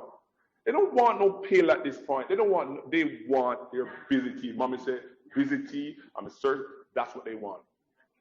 When you have a customer online purchasing from you and saying, Barrington, you can get tin mackerel, you're just like, wow, this opportunity is not real. They're telling you what they want. Hey, I'm in this remote part of the US, there's no Walmart, there's no so and so, but I can get deliveries on Amazon, I can get deliveries on Walmart. Can you upload this to your store so we can order from you and have it come to us? As we mentioned earlier with the chairman, bun and cheese is absolutely ridiculous. Look at you look at your customers, and you will see this customer spent $7,300 with you in the past 4 years. Buying what? Grocery, consumables. They buy over and over and over again. Sometimes when we run out of stock, they will say, when are you getting in stock again? I said, well, buy from so and so. No, we're okay. We'll wait until you get back in stock. Usually by December 7th, we're running out of product. There's such a demand out there. We need producers versus to get it export ready. That's the key. That's all I can say. It has to be export ready because we're not going to be able to touch it if it's not export ready. Export ready meaning all of the variables are put in place. You are approved by the FDA, and they know this product is coming into the US market. Once you have that, you're ready to go, and you have the agencies, utilize the agencies to get your product export ready. Because once it's export ready, remember, you're not competing with just the people on the island. You're competing with the world. Do you know that our castor oil is better than Rogaine? That is how it's touted, better than Rogaine for hair growth. Our Jamaican black castor oil. Do you know what hurts me? When I see a company that not even get the castor oil from Jamaica, get it from India, and they brand it as Jamaican black castor oil. Yes. And we sit out here and we say, nothing now go on. The opportunities are tremendous. The minister mentioned something about mobile. Tell you that. This is my office. Everything is here. This is my office. If we're in the grill, We can check our stats on Walmart. We can check our stats on Amazon. This is where everything happens. I can set up a receival, everything. We can manage our inventory. We can do everything from right here. And it turns the other way with the customer. They're not going anywhere. Oh, and Alexa, oh, you ordered coffee last month. Would you like to reorder? Yes. That's how easy it is for the consumer to get the product to them. What does that mean? We need to bring that product to market. We have to bring that product to market. There's no excuses. We must bring that product to market. Mobile e-commerce is up and poised for further growth. Look at that statistic, 72%. They're not even going on the laptop anymore. They're just ordering from the phone. And once you order from the phone and you have Alexa, it's going to say, you ordered Blue Mountain Coffee last month, you ordered tea last month, would you like another order? Okay, yes. It's at your door the next day. The process is made so easy that we just need to have the products there so that your consumers can capitalize on it. That's what we must do. What are some of the challenges? Let's talk about them. What are some of the challenges? Well, access to markets. I can't get on Amazon. I can't sell on Amazon from Jamaica. That's okay. That's one of your challenges, all right? Working capital. Exim Bank took that out of the equation. They're here. Janice is there. The team is here.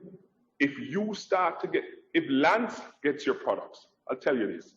If he starts to market your products, that demand gets so much that you have to come to Exim. I need working capital. I need money to go and make this thing because he need boxes and I need whatever. You have that partner here in Exim Bank saying, we will give you the loan. That's a good problem to have. When you're running out of products, it's a good problem. You need to get to Exim so you can push it. Fear of the unknown. This can't work. This is a little hard. It's not going to work for me. That is another thing. Fear of the unknown. We are here to tell you that we have been through it and we know what happens.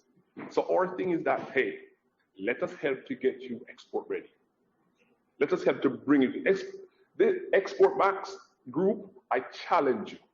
Let us help to get you export ready. See a representative here from Jampro, Norman. What we want to do is not just to talk. We want to get to a space where we're looking at this 25 export who have graduated and saying, hey, listen, we are up and running. So the other 25 looking on and saying, because you see in Jamaica, we kind of have to check certain things for us. Well, let's see what I'll go on with this here. But you see, once you see success, that's going to breed other success stories. So we want to take these Export Max persons who are ready and bring them online and get them exposed the fastest way possible. That is what we need to do. Because when you get to another webinar again, you want to see success stories in the room saying, hey, my product is moving. They probably won't even be here because they have so much production to do. But that is what we want to create. Understanding the e-commerce world. I don't understand how to ship. We have a big challenge now, and I'm hoping before the minister leaves, I'm hoping that that point is down on the papers for a serious attention. Sarah knows. Shipping for small businesses with the post office is one of the most critical aspects. It is just one of the most critical. We know because that's how we started out. We started out there and then we got our volumes up. So now we go with the DHL and the FedEx and UPS, whatever. But we know that you have to start somewhere. You have to start to send it out. If you list your product on eBay and you make a sale, that customer wants that product. eBay gives you the time, 2 weeks, whatever, but the faster you get it to them, you've just exceeded their expectations and they're like, wow, I bought some teas from Carita, I love it, I want to come back and buy again. Because they know they're going to be getting their product on time.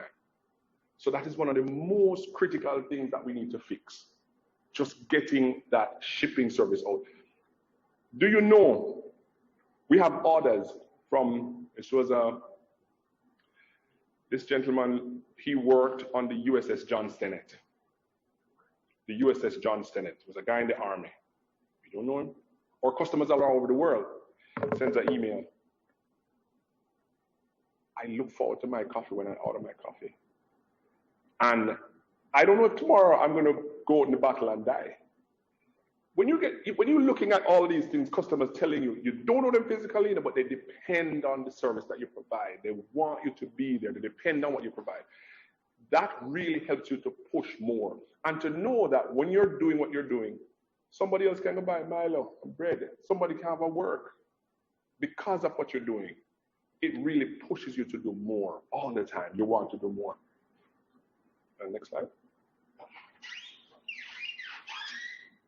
Now, this is the favorite part. Lance touched on it earlier, and I know this is what everybody's signing up on this conference for. How can I sell on Amazon? How can I sell on Amazon? Everybody signs up for this. Now, first of all, let me just read this first line. Jamaica is not on the approved list of countries that can set up an account. I'll read that again. Jamaica is not on the approved list of countries that can set up an account. So why I come here for? Why waste my money and come on this webinar? See, if you said that, we have to fix your mindset. We must fix your mindset. How many persons here have Amazon or buy on Amazon? Buy on Amazon. Almost the whole room in the chat. How many persons buy on Amazon? Janice, can you give me a ping on what's happening in the chat there? How many people buy on Amazon? How many people buy on Amazon? Live here in Jamaica, but buy on Amazon. So you understand that hook that Amazon is not just US, it's global. They have a global reach. Why? Amazon wants to be known as the world's marketplace. So I need a jamosa, I'm going to come on and buy it. Amazon don't care like where the jamosa is made, but it's on their site. They're selling it and making money off of it. And guess what? The manufacturer is happy. They're happy. They take their percentage. But I thought about it and I was saying, but wait, our products are some of the top sellers on Amazon. We can't sell them because of restriction with jurisdiction and whatever. But okay, so how can we fix that? How can we make this work? Legally, no go around the thing, no black hat thing. So we had to figure something out. We had to figure out a way to make this happen. Most of us in here have a parent or just a family member is a US citizen. But let's move to the next slide. Let's just look at the countries that are approved. It's a bit small, but I need to, just to highlight some of them. There's about 127 countries that are approved, meaning you can register with Amazon from your country. Barbados, Trinidad, Haiti, all those countries, we're just not on there. What do we do about that? We're going to stay home and whine and say, it's not work and we can't do that. No, we're going to change our mindset. We are going to look at persons who, next slide, who are approved, have a store with store space on there, and are willing to purchase wholesale from us to get that product online. That's what we're going to do. Or if we want to run our own account, we're going to look at, okay, do I have a mother in the US, do I have a father in the US? That's a citizen, and I can partner with them, have them set up the account, but I'm going to run the account. I want you to start thinking creatively. Don't block your mind that this can't work. Start to think creatively. That's what we do. We don't take no for an answer. We think creatively. Now, you set up something that's going to make sense for them, especially that person who is doing it with you. Like, all right, I'm going to give you 8% profit at the end of the year because you said it's a silent partner, but I'm going to run the account. Make it happen. It can happen. If you're a manufacturer, you think, do I want to go this route, or do I want to just say Barrington or Sarah or Lance? You guys have a store. It's established 14 years. You know what? I have some great products. This is what I can give you at my wholesale cost or whatever. Move volume for me all over the world. Okay? That can work. Which one do you choose? You know where you are, so you know where you want to get to. Which one do you choose? Getting my product out there instantly, pretty much instantly. If you're going to get into Walmart regularly, it's a lot of red tape. It's a lot of different things. You have a great product in it. It's export ready, everything done in it. But to get it on Walmart shelf is a different conversation. But no, with partnering with someone who's already established, You've just put that on Walmart.com, going out to millions of Walmart buyers within 2 weeks. But again, the product has to be export ready. You must have a product that is export ready.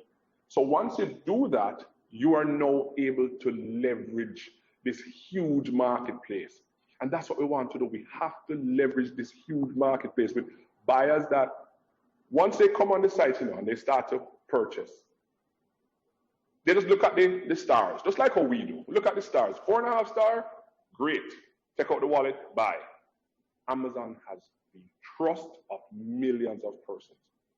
Do you know, Simone, that if you have your own website and your product is $11.99, and that same product is being sold by Lance for $29.99, do you know who's going to get the sale? It's going to get the sale on Amazon as opposed to your $11.99. They say, but how? But I'm selling the same product and I'm selling it for cheaper. The customers don't matter about the cheaper. They are saying, we trust Amazon. If anything happens, they'll give us back the money or whatever. We trust them. That is what they have established globally. That's why you harness their marketplace, because they've established that globally. But then you have a blend now of digital. You have your Instagram and, but your exposure, your eyeballs is already on Amazon. But then you have that nice blend on this, buy one, get one. So the customer know your product. Oh, these are manufacturers. They might start to come with it. So you have a mixed approach to it. So that's how we have to approach it. That's how we have to move forward. Next. Perfect example. This lady called us about, hold on, Sarah. 5-6 months ago. She's in Montego Bay. She said, Barrington, I have a very good hair product. It's okay. Can you send us some samples? She's like, okay, I'll send it on Knutsford. She sent it on Knutsford. We said, okay, we're going to take the nice pictures. Remember, your images are very important. You must have good images for your product because that is what's going to sell it. So you need to have quality images. You need to write that description as if you're writing to, we'll handle that, but you need to have a good product image. Even showing somebody maybe drinking the tea, but just have that image, that clear on white background, they tell you the resolution. That starts to sell your product. So we put our product up. That's October 28th. Sold. We look, they buy one of her, we put up 2 lines for her, bought here, and then she started to promote it on social media, and it just translated into sales. How could she get on a shelf like that within 2 weeks? Partner with somebody. Don't reinvent the wheel. We have access to students that are trained, like serious buyers, multi-million-dollar Amazon sellers, serious buyers who the biggest problem for Amazon sellers? Good, consistent products to purchase over and over and over again. That is their biggest challenge. We are here in Jamaica. We can solve that for them. We have a network of buyers that we have trained on how to sell on Amazon, how to grow their business. All they need is just to figure out, hey, this is the source. I'm going to come and buy from Mrs. Hilton. I'm going to come and buy from Sherry. It's like we create that. It's a nice synergy. So you don't need to reinvent the wheel. You can get your products out. So that's the key thing. Next slide. You sure they were saying the video to be moved so that they can see it. Now, what is Amazon FBA versus Merchant Fulfill? As I mentioned, in 2009, we started this whole Amazon journey. And I used to buy cameras. And I would list it on Amazon. And when it is sold, I would go and pack it up and run and ship it. Amazon said, no, we're going to set up a better program. So what we're going to do, we're going to create a program called Fulfillment by Amazon. All of you know what Amazon Prime is on the chat. Everybody know what Amazon Prime is? Yeah. Okay. So this program supports Amazon Prime. What they do is that they say, listen, we will take your product. So you say, what do you have? Send it directly to us. We will hold it in our warehouse as long as it's not meltable or whatever. We'll hold it in our warehouse. And when the consumer comes, prime customer, 110 million, click buy, we will pick it, pack it, and ship it to your customer. We will handle customer service if the customer calls. You know how much stress that take off your head? They are going to pick it, pack it, ship it to the customer. That is what is called fulfillment by Amazon. That's what you pay $39.99 for per month if you have your own store. Then Amazon is going to charge you a commission whenever something is sold, 15%, 16%, whatever, they're going to charge you a commission. So the thing is, you have to be priced properly so that when they take their commission and you're still making a profit because they give you the exposure. That's what they give you. They give you a lot of exposure. Now, what is merchant fulfill? Merchant fulfill.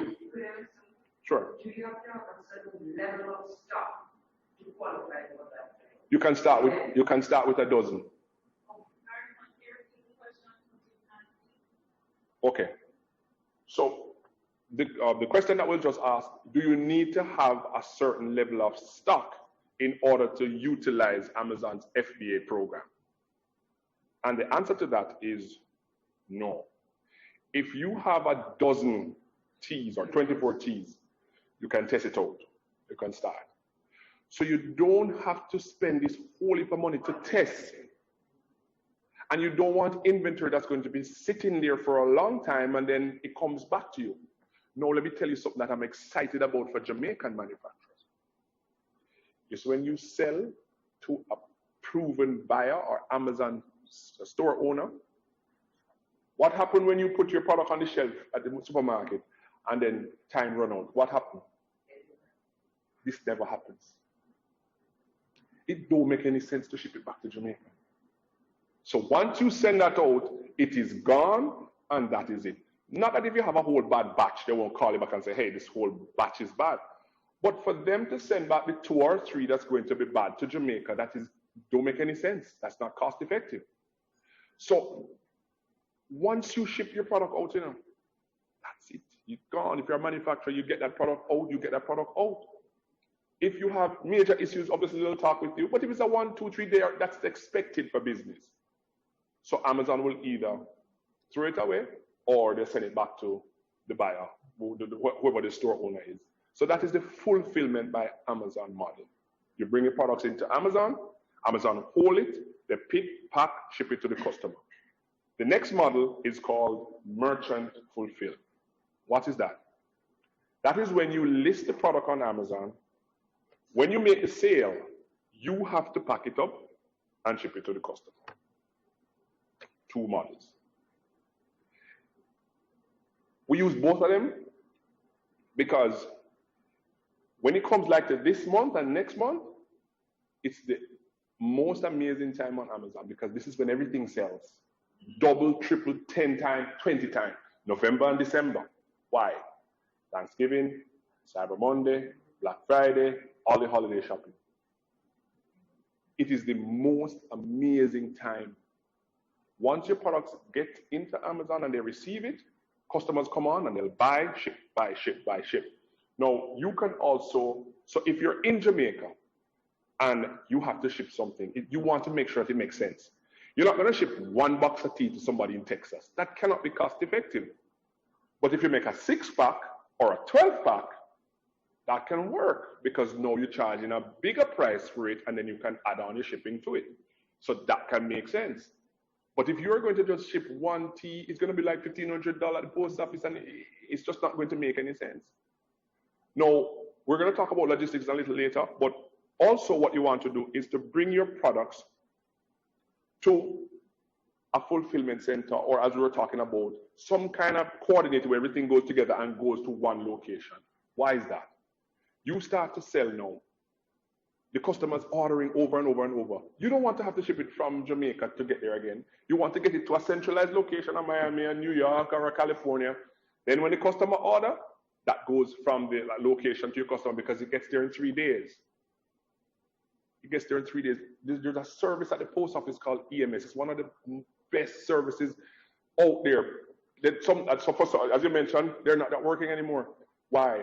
They partnered with the USPS.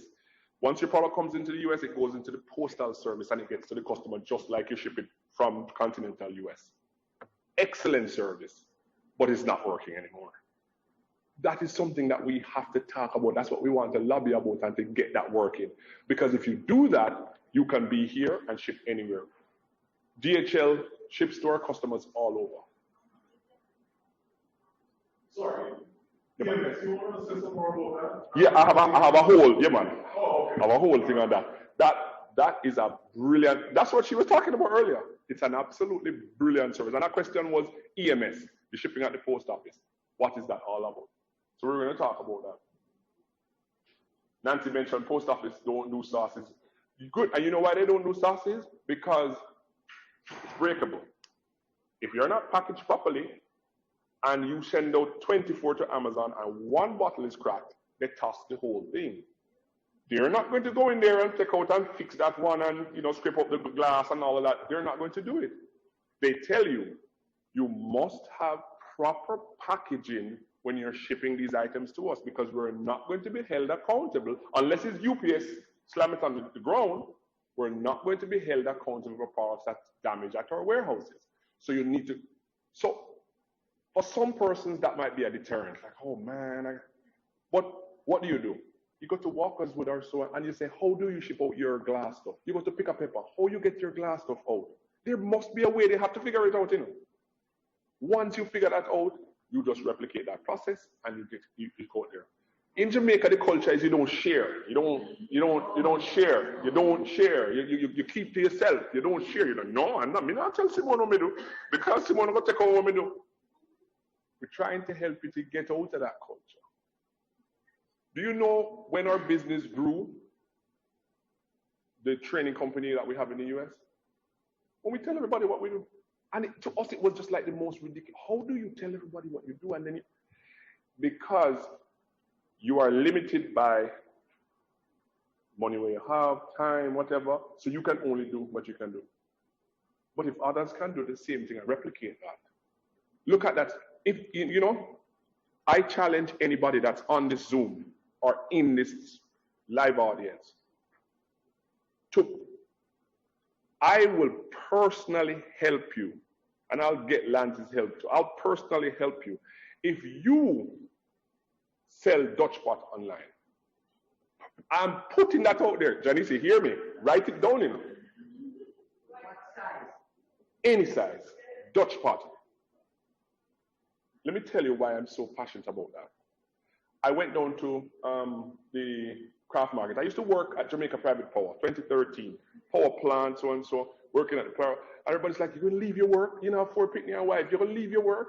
Yeah, you know, do the entrepreneurs thing and do the online thing. Like, entrepreneur, yeah, right, you have no work. That's understandable, that's okay.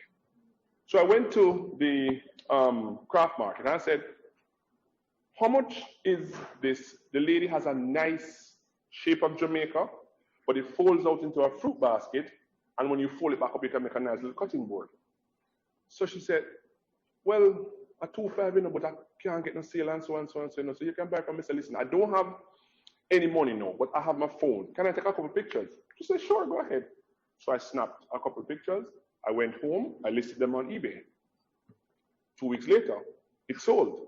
Can anybody tell me how much it sold for? And I want Janice to tell me because she has some of these nice products too. Can anybody tell me? $82 US. 82 US. US dollars. And remember, she said how much you're going to give me for? 2.5. When I went back there, the lady got so desperate that she said, I'll take out $500. And I said, no. Because you get to that point when you need to go and go feed the pitney them. You get to that point. I said, no, I'm going to give you $4,000 for it. I made almost $4,000 off of it. I wasn't. But then I saw that the important thing is to have that skill set where you can bring people online. That is a very, very important skill set. You need to be able to bring people online to expose their businesses worldwide. Not everybody going to have the knack for the online. Not everybody going to want to do it, but that's okay. If you have enough persons who are trained and who have the skill set that they can go and start to list and bring people online, I can tell you, that skill is an in-demand skill right now. Much in-demand skill right now. So, you see what we just spoke about earlier? This slide helps us know with the power of relationships. When we started out, we started to sell and do our thing. And the manufacturer calls us and say, hey, what you doing? So we're selling online. Say, well, you're selling more than we are. We are the factory. We need to talk to you. I said, Lord. So now we don't want to go in there. We get afraid. I said, because you're thinking, no, they're going to take it from us. So we met with the owner and his son. The owner looked at us, me and Sarah, and said, well, what can we do to help you? Because, you know, we tell them we'd sell online, Amazon, eBay. So what can we do to help you? So we not like a little credit, because, you know, it's the Pampers money me I use now to buy this product. And sometimes, you know, have it. So, okay, we're going to start you off. Started us probably with $150,000 or $200,000. And they kept increasing, And because of that one gesture, because of building that relationship, we have gotten many more manufacturers to come on board because you did a good job for this one. And they're like, okay, well, so we're going to say, so why are you selling Simone's product and you're not selling mine? So, well, Simone, give me credit. Well, I'll give you credit too. You have to build relationships, and your word has to be your bond. You can't tell him, say, oh, I'm going to give you the pepper for $5, and because the market go up now, you say, we have $15 now. No, you cannot do that. You have to make your word and say, all right, you know what? Because I've made an agreement with you, I'm going to honor the agreement for $5. You go to the Dutch pot person and you say, listen, because we make an agreement at that, not because somebody else going to come on the demand or you're going to jump the price to $2,000. Just honor those agreements. Build a good business relationship, and that's the currency of your business. And as I said before, deliver. Do. A lot of people, when you start out, well, I'm going to make money, and that's good. It's good, you know, because on an alley button, you have to work for something. But don't make that the focal point. Provide a quality service or provide a quality product. It's going to come until you can't even believe. Provide a quality service or a quality product and watch the flow. Watch the flow after that. This is not something that I read in a book. Again, I'm saying this is something that we've done over and over and over again. Right? Look at, now you have partners like Exim Bank. If you have a great product and Exim say, listen, I like what you're doing. This is good. You keep running out of product. Come to Exim and say, Exim, provide us with a facility now so we can grow the business. You have to work out the numbers and the maths and make sure it's working. We're not just telling you to do it willy-nilly. Work out the numbers, work out the maths. But you see, as long as it makes sense, grow your business. Use it to grow your business, because I'm telling you, you're going to have a problem if just maybe somebody go on TikTok and do a nice video and it goes viral. Your product gone. That's what you want. So you utilize a blend of marketing with social media, marketing on Amazon, and that creates that big bang. Next.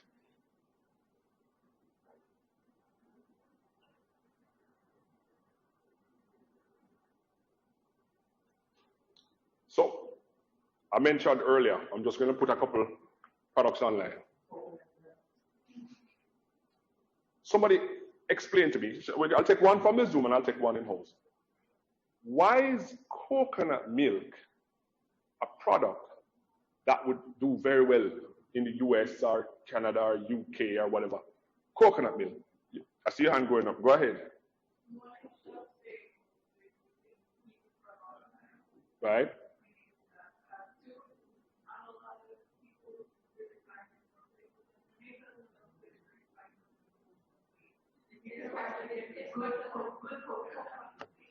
There you go. You can't put the good rice and peas without the coconut milk. You need it in there. So remember, I am in the US now. Either I'm run off or COVID and we can't come back right now. But I want rice and peas to taste like rice and peas. So I'm trying to get into your mind. Look at your market, your target audience. Why do they want that coconut milk? Because they need the rice and peas to taste a certain way. So what you do is you make sure that you have that set up. You have, you're selling that. Obviously, Grace is banded. You have others. There's so many out there that you can do. But I'm just showing you the possibilities. That's a top seller. Look at that tea. Busy tea. I say, that's from Nancy. Nancy, Very good, Jamaicans who live abroad. Busy tea. I always think that that's when the dog, you know, poison and then you give them that, or, you know, that's how I know busy tea. See, well, you see, because of COVID, you can't stay on the shelf. Because COVID is like a poison now, so I need to get the busy. Do you know that busy powder is excellent for exfoliating and improving your complexion? Never know that.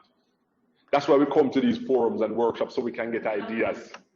Because that's brilliant. She just mentioned that busy, the powder, is excellent for exfoliation and all that. That's another idea. And I have somebody who has busy colon and stamps them all that doesn't know how to do it. Oh my word. We have the opportunities, guys. We just have to capitalize on them. And as I said, I don't want to just do the talking. We're going to make this happen. Now, next slide. We go again. And these are Amazon listing. Watch me again. Again, Dennis, can we get somebody from the chat to tell me why those products make sense? Why it would make sense to sell those products online? Here you go. My grandchildren love Milo in the States and never grew up in Jamaica. Here you go. Their mother who's Jamaican exposed them to Milo. So they have to have their Milo here. See, Richard said, best soup. You think about it now. I am in the US and I can't get the real Milo because the one I get come from South America, it don't taste like Jamaican one. Just whatever. For whatever reason, our products here just taste a different way. No, what you're going to do? You're going to go on Amazon and no matter what it costs, you're going to buy it. You're going to go on Walmart and no matter what it costs because you're not like, oh, it's only $128 in supermarket out here. And I see it on Amazon for $19.99 for a 6-pack. That is, they're not going to say that. You're going to purchase the product and have it shipped next day or same day. The process is already created. We don't need to reinvent the wheel. That's the good thing about Amazon. Milo is something that we grew up on. They want that product. So think about your market. Think about why they're buying. And once you put these products on there, it's a no-brainer. Next slide. So those are Amazon products. You saw, anybody see the site? That site there? I'm going to feature it right now. So what that site name is? Walmart.com. That is Walmart.com, featuring Jamaican black castor oil, curry powder, and some other things. And I don't even think that curry powder company is a Jamaican company. Well, I'm not for sure. Badia, I think that's a US. Do you understand where we're leaving all the market share? You understand that it is there for us to take advantage of, but it's like we're sleeping on it, and then we say nothing now and go on. But there's a process. You're not going to get anywhere by complaining and whining and say, oh, this can't work and whatever. It's a proven process. You just have to figure out, how do I make this happen? How can I follow proven strategies and make this work? Because it can work. It's a no-brainer. Next slide. Again, what is this? I have to ask this audience here, and I want to ask the online too. What is this mango and lime? It is one of the most popular for here, for locking cream, or if you have locks or whatever, mango and lime. Jenny? Yeah, it's a locking cream for when you have locks, you put in mango and lime, Jamaican mango and lime. Yeah, but I'm telling you, it's one of the #1 sellers. Really? It is one of the #1 sellers. I don't even think so. But it says Jamaica mango and lime. You see what I'm showing you guys about the brand? So I'm telling you about the brand. Brand Jamaica. See, somebody says it's good, I use it. And I doubt it. So that is one product that is already there. If we can figure that out here, you're good to go. Smells great too, mango and lime. There you go. Thanks, Nancy. Next slide. But if that product is not made in Jamaica, how do you get the approval for it? It's just wide west. It was open. I'm not even sure how it happens, but that has to be managed by the intellectual property, trademark, JIPO, that kind of stuff. So, I'm not sure how it happened, but I'm just making the point that everyone else is capitalizing on brand Jamaica, while we sit here and say nothing not one. We have to take action. We need to do something about it. Now, eBay. I've actually recorded a video. We're going to make this available to everybody. I've recorded a video. So if you want to set up an eBay store to sell from Jamaica, I have recorded a video. And remember, what was our challenge earlier? Oh, we're Jamaican, so we block from Amazon. eBay doesn't do that. You can use your passport, your driver's license, your the passport, driver's license, address, and once they verify you, you have an account. They will, Dennis?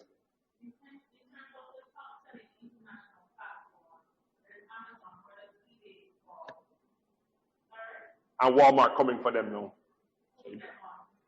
I think it's Amazon, then Walmart, then eBay. Yeah. So don't discount them. People go there and buy. We sell on there every week. Every week. So the biggest thing, Janice, was a lot of persons saying, well, how is this relevant for me? Because I can't sign up on Amazon from Jamaica. I already cleared that up, but everything that we're doing now is meant for this audience because I crafted this presentation for this audience. You can set up your eBay account using your Jamaican credentials, and I've recorded it step by step. And I'm going to be distributing that to everybody who is on this and the recording, step by step, how to do it. So there's no reason why anybody in this room should come next week and I'm still not selling online. I don't know how to do this. I've recorded it step by step, and I'm going to make this available. If you go to askbarrington.com and sign up, I'm going to get it to you as long as you're in this part of this presentation. Now, you ensure that you have your keywords. You have tools like data. eBay has a thing called completed listings. Do you know what that does? It tells you that, what's her name? That Tanya sold mango and lime last week at $16.50, and she sold 170. Wow, she sold 170. The data is there. You don't need to reinvent the wheel. They have all the data. It shows, as I think our one of our participants that was here earlier, she mentioned that you can go digital to sell physical products. How does that work? Let's say I write a book on how to do the hair and whatever, and I reference that particular product. You click on it and you just go there and buy it. So I'm writing a digital product and I'm selling this book for $9.99. How to do your hair in a lock. Or doing a video, how to do your hair in a lock. And I'm referencing the product. When you click on it, it's going to take you to my site to purchase the product here. And I'm going to show you another powerful thing that's available to Jamaicans on Amazon, where you can actually sell, you can actually be on Amazon. I'm going to give you two. And again, I have recorded the setup, and you have it to do. So we want to make this real. So look for items that are similar to what you want to sell and get ideas. Google eBay calculator. Do you know that the persons who make the nice sandals and they have the nice carving, they don't have a lot of tourists now, so there's no eyeballs. No tourists, no eyeballs. Again, I want you to stop. Think about the tourist that comes to Jamaica and experience a wow and a wonderful thing. And you know, man, I could have got that sandals when I was at Ocherius, but I totally forgot about it. When they go home, where are they going to go if they really want that sandals? They're going to Google, they're going to go on Amazon, Jamaican sandals.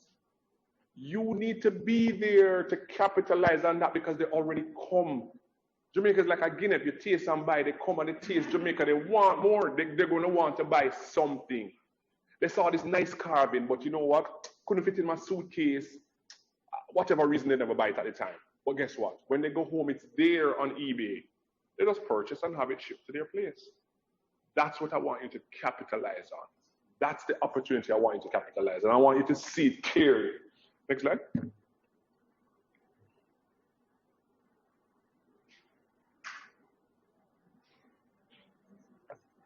Remember, you have to check on local restrictions.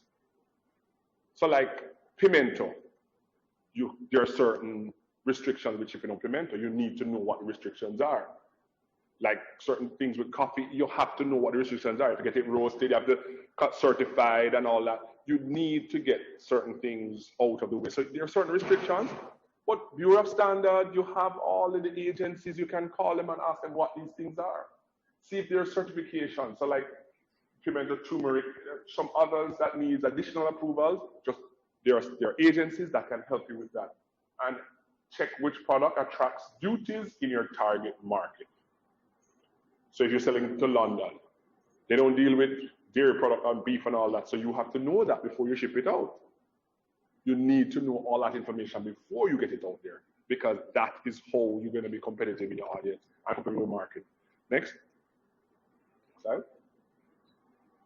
So Amazon has made it so much easier to expand globally. With one account, you get Canada, Mexico, UK, US, Spain, Germany, Italy, France, and Sweden. So with one account, you're exposed to all of these marketplaces. So you just need to get your products there. What are some of the benefits? You don't need to retake the pictures. If the product is already on there, you just go and list one like it. So if you're already selling turmeric, you just sell one like this. eBay, the same thing. If you already have turmeric listed, sell one like this. The only time you need to create a listing or a product or face is when it's not on the platform. You have to come from scratch, put in your description, put in your title, tell people about your product. Next slide. Shipping and logistics. Norman, I think this is the slide you wanted to hear more about. Shipping and logistics. How do you get your products to customers once you've made a sale? Now, EMS, as we spoke about earlier, I think, sorry, they're only operational now for UK. Only operational for UK now. US, they cut it off, and Canada, they cut it off. That is that arm that we're limping and that we need to fix. What they do, the US that's cutting off in Canada, or I'm not sure. It's some logistics with the payments and the carrier. I think it's just some logistics when it comes to that. So what happens is they partner with the largest carriers in the major countries. So they'll get your product out and they'll put it in the US mail. They'll get your product out and they'll put it in the UK mail. They get your product out and they put it in the Canadian mail. So that way, you can take an order from a customer on Monday, and by Friday, it's at their door. So they were leveling the playing field. You can take an order on Monday, and by Friday, it's at their door. So that is what EMS does. But now, DHL has a service that they've partnered with the post office called Fast Track. It's a little bit more expensive than the regular EMS. But one thing I can tell you about DHL, and this is because of experience, they are the absolute best at international shipping.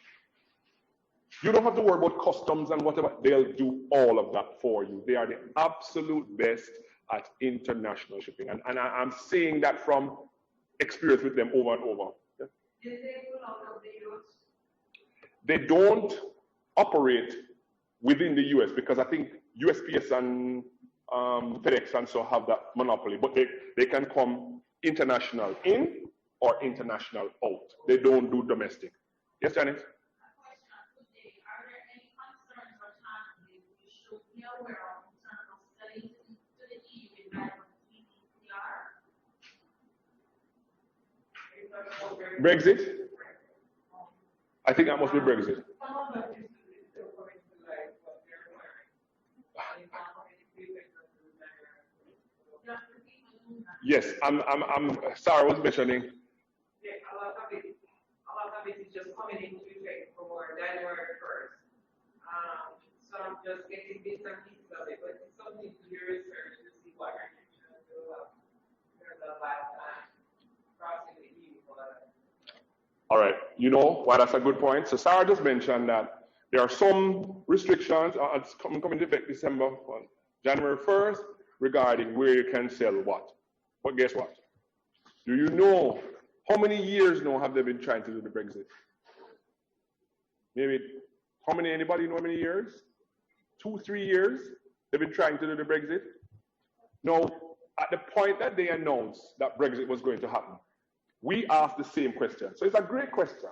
We asked the same question. We were like, wow, how is this going to affect how we're selling and so on and so on and so. If we went into that mode of paralysis by analysis, We will be there analyzing, and so I missed 3 years worth of sale because until now, they can't get it together. We don't wait on those things. We are in motion. We're going to take action. We're going to be in motion. And that's what I want to encourage you. You see all these things and coming together and they collect sales tax. It's all new. All of this is new. It's new for America. It's new for the UK. It's new right through. So you need to not use paralysis by analysis, but you have to do your research, but then be in motion. Take action.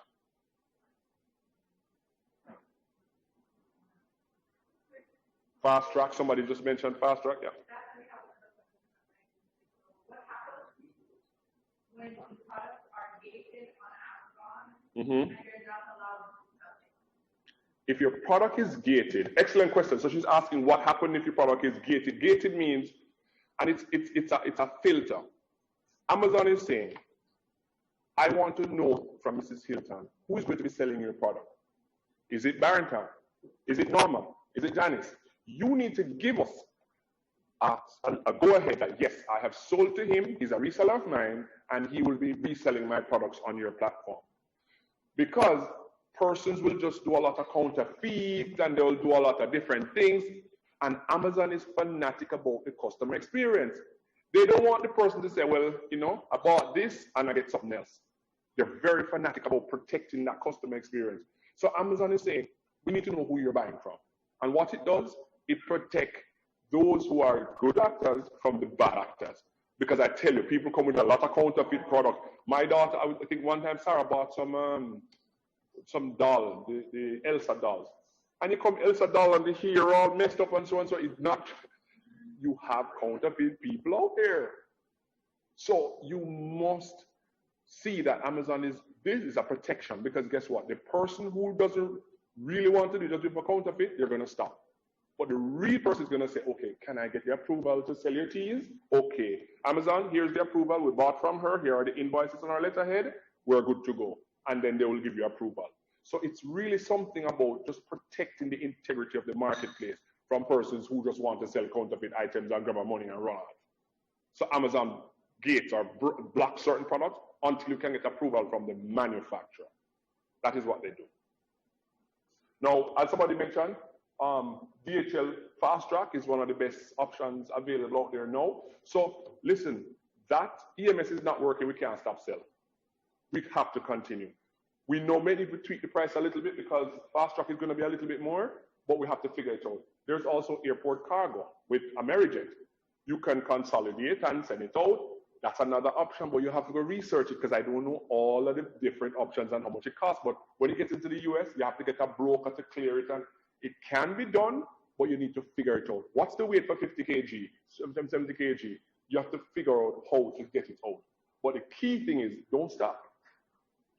Not like, oh, I'm going to stop now and try. No, you have to be in motion. I like when people are in motion because I can help them easier.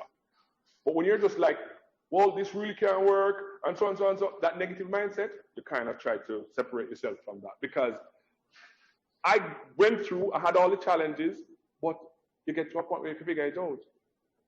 Yes, right. Is there any plans in place for the near future for cold storage, whether Amazon or otherwise? That is something I'm actively researching now, so I'm going to repeat the question. She's asking whether or not there are plans in place for cold storage. If you do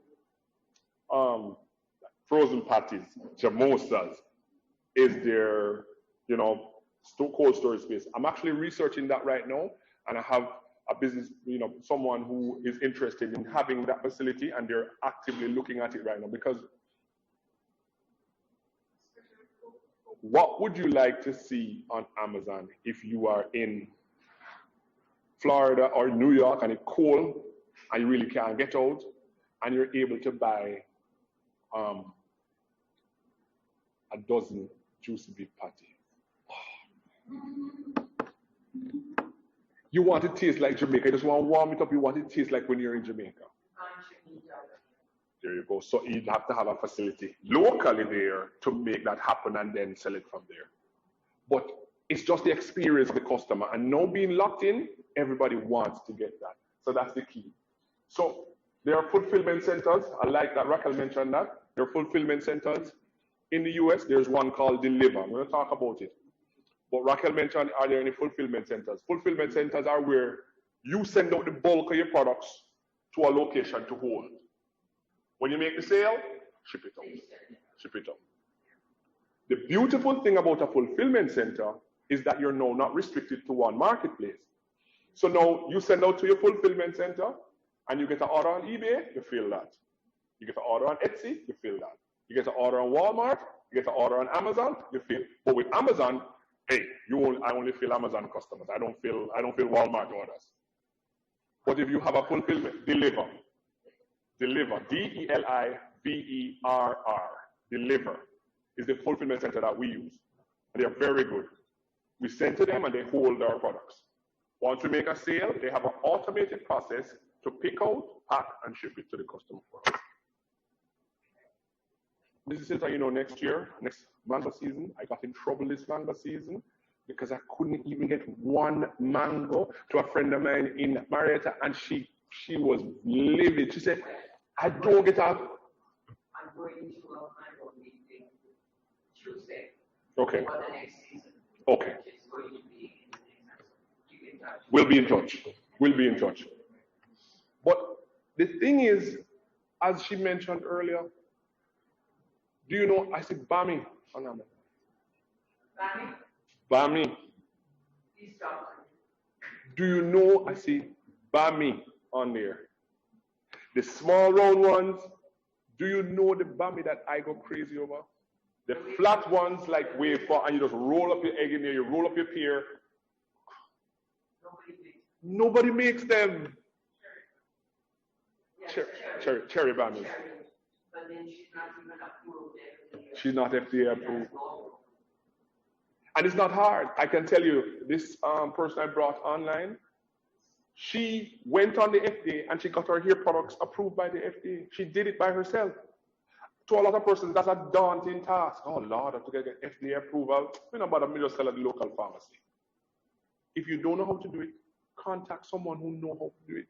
Sarah had to fly to Florida in February to go meet with the FDA because they're like, okay, where are your certificates? You're selling such product, where are your certificates? So she went up, met with them, here are my certificates. Okay, you're good to go. So these are processes that we've been through. It's not something that we just talk about. We've been through these processes, we know what they require, so we are able to help you to move to the next. But this is an important one. This is EMS.post. This site, and then the beautiful thing about them is EMS is partnered in a lot of countries, Japan, a lot of countries around the world. So from Jamaica, you can send out a shipment to Japan. Cost about, how much is Japan? What's about 6,000 something? But that's a box. The largest you can send is 20 pounds. Largest box you can send with EMS, 20 pounds. Can't go over that. From here. So that's the largest you can do. 20 pounds. Can't go anything over that. 20 pounds. But I'm going to be talking with the minister about getting, I'm not coming off of that one. Sorry, I hope you got his contact. I'm not coming off of that one. I'll be on him with that one. I can tell you that right now. Right?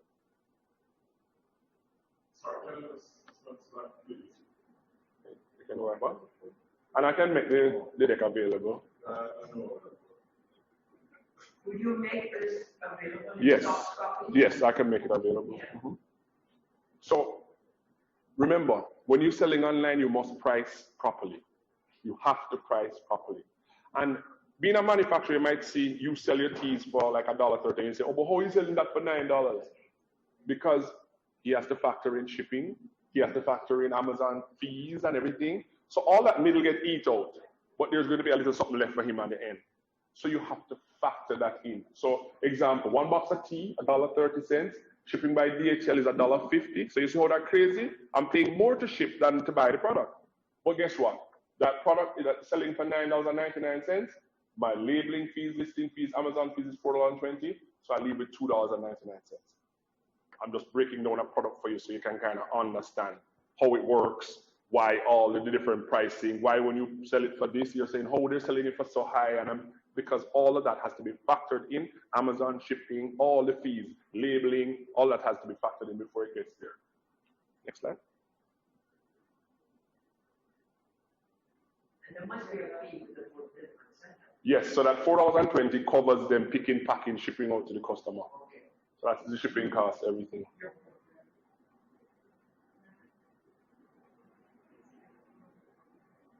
I think we just had a couple more. Yeah. Okay. So here's a real life example. So we're going to Megamart. In Megamart, and I see this tambourine.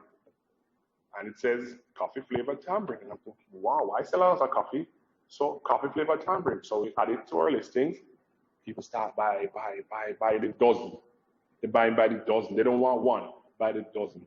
So I call the manufacturer, I say, hey, can I get this by the case? He's like, sure, meet me. So I meet him, I buy by the case, put it together, and I ship it out on our store, and we're selling his tambourine over and over. It's just that we focus on certain items. So, you know, we want to show people that the possibility is unlimited. Tambourine selling online. You know the funniest story I have? Castor oils, the beans, oil nut. I proved that money grow on tree. Tell you that, money grow on tree. I went on eBay and I listed 7 Zanzibar seeds for $9.99. 7. You know, you have the oil nut, the small, but you have some bigger ones. They're called newsbug or whatever. The size of the seed. So it's the same nut that they used to make castor oil. I sold 7 of those seeds for $9.99. 7 seeds. Do you know what the purchaser got it for? To plant a hedge. So that the rats don't come in because they don't like the taste of it or whatever. So they planted a hedge. Use the seeds 1, 2, 3, 4 as a hedge. I'm saying $9.99 for 7 seeds that I pick off of the tree. I mean, actually just pick them off the tree, put them in a Ziploc bag, put it in the mail, and ship it out. 7 seeds, castor oil beans, for $9.99. Sold that. How did you overcome the USDA regulations? No, that is something. Well, that is something that I was just doing a test. So it's not something that was a consistent thing. I just wanted to see if it would sell. So I listed it because I saw a listing on Amazon, on eBay already. So I just listed it and sent it over. Correct. That's it. That is the one. Local handmade products. This is not Bridget. This is Lynn Moore's. This is Lynn Moore's. Marlene. This is Lynn Moore's. And we're actually bringing her onto eBay now. She just set up our eBay store from Jamaica. We just created her PayPal account. So she is live. She's live on eBay. eBay gives you a minimum that you can do first because they need to verify that when you get the people their money, you have to send the product. And as soon as you start to fill the orders and they say, oh, but you're filling the orders, they lift the restriction and give you higher amount. Oh. So to start out on eBay, there are restrictions in terms of your volume. They don't want you to come list 1,000 things and collect the money and then you just disappear. So they give you an amount and they say, okay, list this, sell, make sure that my customers are happy, then we lift the restrictions, which is great. Excellent way to start. So. Now, another way that you can get online is the Amazon affiliate program. Now, they accept Jamaicans.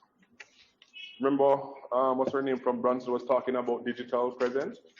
So you have an audience and you teach how to cook, or you need to teach, Simon, you need to teach how to make jamosas. I know you're probably not going to give up the secret, but you get a thing and teach how to do jamosas. And then you sign up for Amazon affiliate account. And whatever the items are, you refer your customers that come in, your 10,000 followers that come into you like, hey, I bought this pan on so and so and so, and I got this so and so here. Once they click and go there, Amazon pays you 6% of every sale. And you can register. I have recorded this, and you can register as a Jamaican. So if you have a social audience, whatever you have, you can register as a Jamaican, get the links to the product, add it in your thing, and once they click, you're in. Oh, Mr. Glory. Wait, go to go look her in again? Go to go look her in? No, Mr. You're coming, but Mr. You're saying you have to do what? Ridiculous. Yeah, man, sometimes, you know. On TikTok. Sometimes it's doing something right. There you go. Every time, so this is the digital way. So let's say I have someone, like there's a chef called Ricardo, and he does a nice channel, and he does cooking and how to make the porridge and so forth, so forth. He will then say, oh, and I use the braised coconut milk. So I want online, they get in, they understanding the whole concept of the whole affiliate concept. Inside there? Yeah, outside, but no, to just to the product on Amazon. So I don't have to sell it. You could be selling it. Anybody could be selling it. But because it's something that he uses in his cooking show, he's saying, this is what I use, so here's a link. And it automatically, yeah, I think everybody needs to get muted. And it automatically gets, yeah, can you mute? I've got a lot of people on there. Can you mute them? Mute everybody? Host needs to mute everybody. And we just move to next slide. So I actually have this recorded, and as I say, askbarrington.com, just let them know, and I can give them, but they have to know that they're part of the presentation. Next slide. Another one that I want to tell you about, and I'm very excited about it. I'll be doing like further workshops and everything. But again, once you get to that point where you're selling, and you need assistance, Exim is right here. Because your one TikTok video can make you like sell out of Jamosas instantly. You're like, listen, I need a loan now. I have to go buy these boxes. I have to go get the boxes because it's getting crazy. This is called Merch by Amazon. Merch by Amazon. What does this do? You're creative. You know how to design. You know to design nice logos.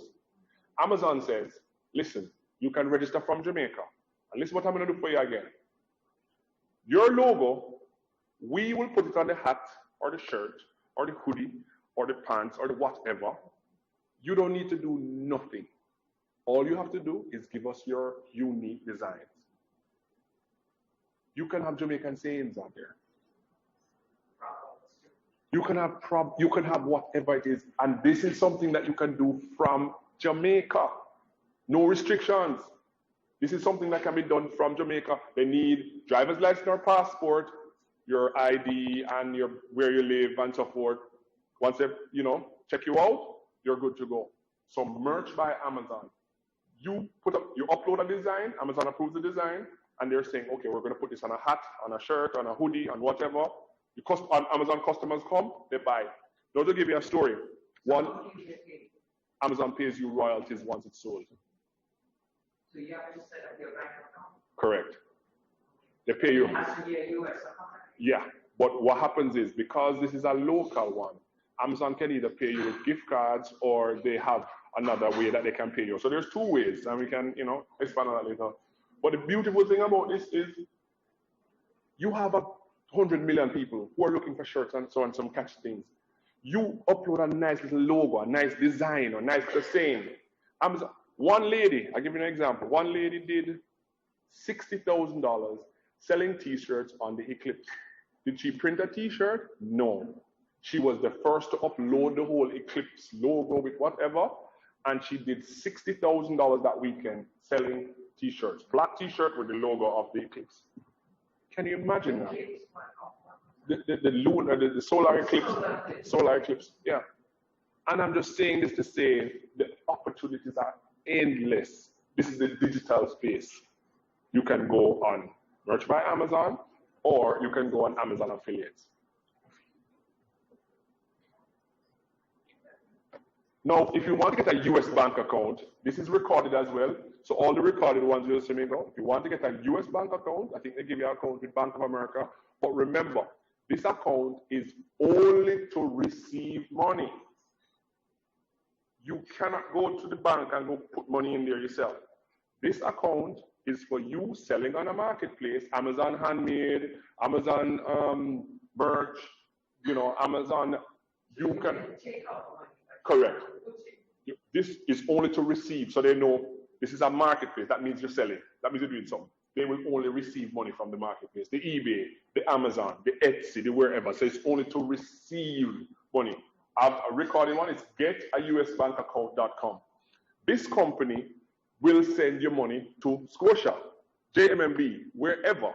Once it comes in the US account, they will send it to Scotia, JMMB, NCB, whatever bank you have locally. They will also send you a card. They send you a prepaid card. So if I need to go and buy something from Janice, I don't need to just go to the bank. I just go and swipe my card. Come money in the account that I'm making digitally. So I can just go and swipe. So this account will allow you to be able to receive funds. You can't deposit it no other way because they don't want any money laundering or anything like that. So you only have to trade online to get paid with this account. I've set up the whole recording on how to do this, and I'll send that out. So you want to be, as we mentioned, on multiple channels. eBay, Amazon, Shopify, BigCommerce, Etsy. And as I mentioned, you might continue. Ahead. So have you set up a Shopify account? Yes, we're on Shopify. So sorry, you were saying if we go through, let's call them a broker, they're a broker. You are on all those platforms? Every single one of them. Every single one. Next slide. So we just look at, you see, Amazon will give you the drop down, like .com, .ca, Mexico, UK, Germany, France, Italy, and Spain. They'll tell you how much you're selling each platform per day. And they'll tell you, oh, the Germans are buying a lot of this tea. Okay, cool, you need to get more teas over there. Right? And this is just, a pretty much snippet of the different, emails that were coming from the Amazon will say, hey, you need more inventory here. This is what happens here. There's a German sale. So this is just an idea of what happens in our day. Next. And again, the sales numbers, one day numbers, one product numbers, it could be like manage orders, you go in there, you see all of these sales coming in. So you get this information. Correct. And I can share this data with you on your product. Okay. What kind of volumes, what needed. And the good thing is you get insights. They will say, yes, demographics, yes. Correct, you get the analytics. Yes. So as we mentioned, some of the challenges earlier, fulfilling orders, managing inventory, shipping, customer service, and how all of these are handled. Next. So as we mentioned, fulfillment center, deliver.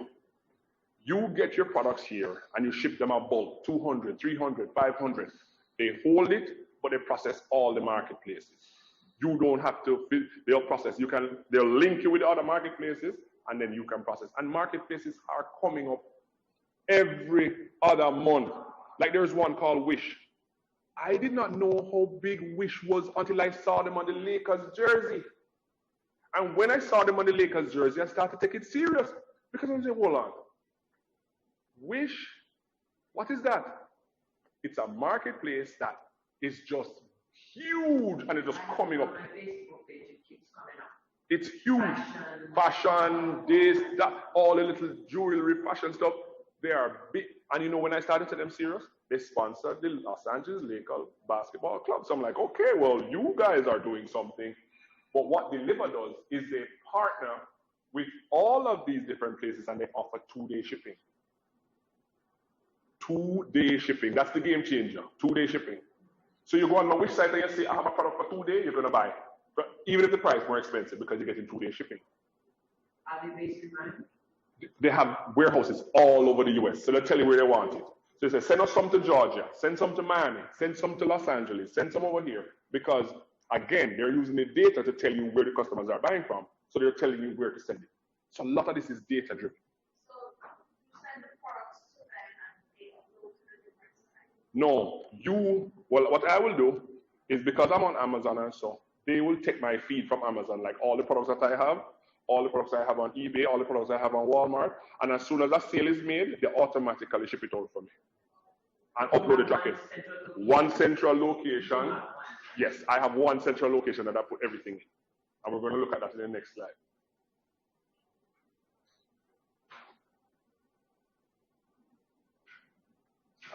It's called Ecom Dash. That's what I use. I manage all of my platforms on one Ecom Dash. It's like Ecom Dashboard. So all of my sites, I just log in there and say, oh, I have 10 orders here, I have 15 orders over here, 25 over here. So you manage all your orders one place, and then it goes through to your fulfillment center, and it's automatically filled. That's where you have to get to eventually, but I'm just showing you the process of, you know, how it works. And if you go to the next slide, I'll show you something that's interesting with Ecom-Dash. Like that order, $550, that's one customer buying grocery, one customer. And when I look at that order, I'm saying, $550, what am I buying? You go to buy this, you buy that, and then you go back. And once you do this now, you're able to get the customer's history. Or they purchase from you so many times. So you know what you do now? When the holiday time will come, you can make or you send them something nice. You say, see an extra pound here, man. Take care, man. You send them something nice, like, oh, I got these 8 ounces to try. Try it. And that automatically leads to more orders, more orders. They tell their friend, oh, wow, this company is so awesome. They give me extra stuff. So that word of mouth, that marketing, it continues to grow your business. It continues to grow your business. Because you have the data. That's the key. So again, all the platforms, the Etsy, and I never even know about Etsy. Sarah set it up. And Etsy is amazing. Etsy is absolutely amazing. Okay? So our process is that we make 80% of our profits from 20% of the inventory that we have. So like this time of year, certain things have to be in stock. We can't run out of certain things. We need to have certain things in stock because that's where you make most of your profit. And it gives you the opportunity to test. You put this one up, you know, so show you how it do. Put it out there to the market. See how it do. You might think it's a dud. When it go online, it blow up. So you get the opportunity to test. So again, we want you to focus. Don't overcomplicate the process. Don't think this can be done. I know this is a lot of information, but take away the top 2 things that you can do. Don't try to overwhelm yourself. You can't do everything at one time. Pick out a product, pick out a service, whatever you want to do, whatever you want to focus on, and focus on that. Don't get overwhelmed like, wow, this was so much. How are we going to do this? How are we going to do that? No. You know what? I want to go sell Dutch pot. That's my takeaway from the webinar. That's good.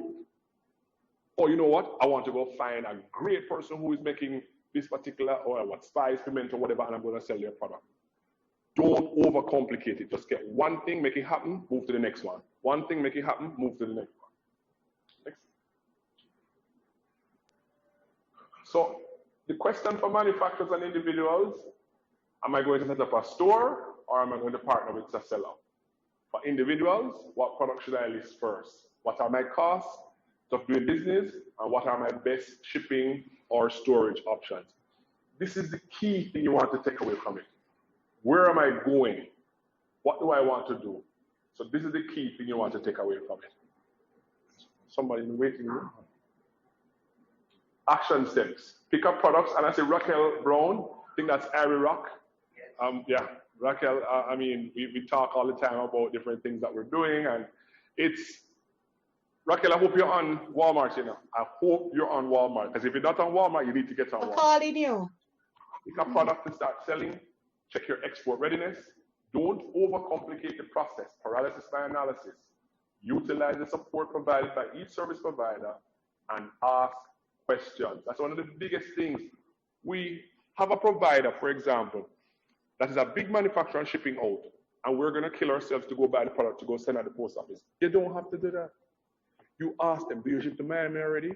Yes, we ship every week to Miami. Can I get it in Miami then? Yes, you can buy it in Miami then, or I'll ship it up in Miami for you. Ask questions. That just saves you so much headache, you know, with the post office, you know, because you didn't know that that exporter already ships into New York, already ships into Miami, already ships into the UK. So you don't need to reinvent the wheel like I have to go do it myself. No, what you do is ask them the question. If they're already shipping, you're good to go. Buy it and have it distributed to you in Miami where you need it. You see what I'm saying? Don't overcomplicate the process by like, oh man, how am I going to ship this now? How am I going to do this now? I know you'll have a lot of questions, but the key thing is pick something, 1 or 2, and take action. So here's the bonus content. I have the PayPal account, how to set up your PayPal account from Jamaica, whether individual or a business. So this is something that I want everybody to do, Janice.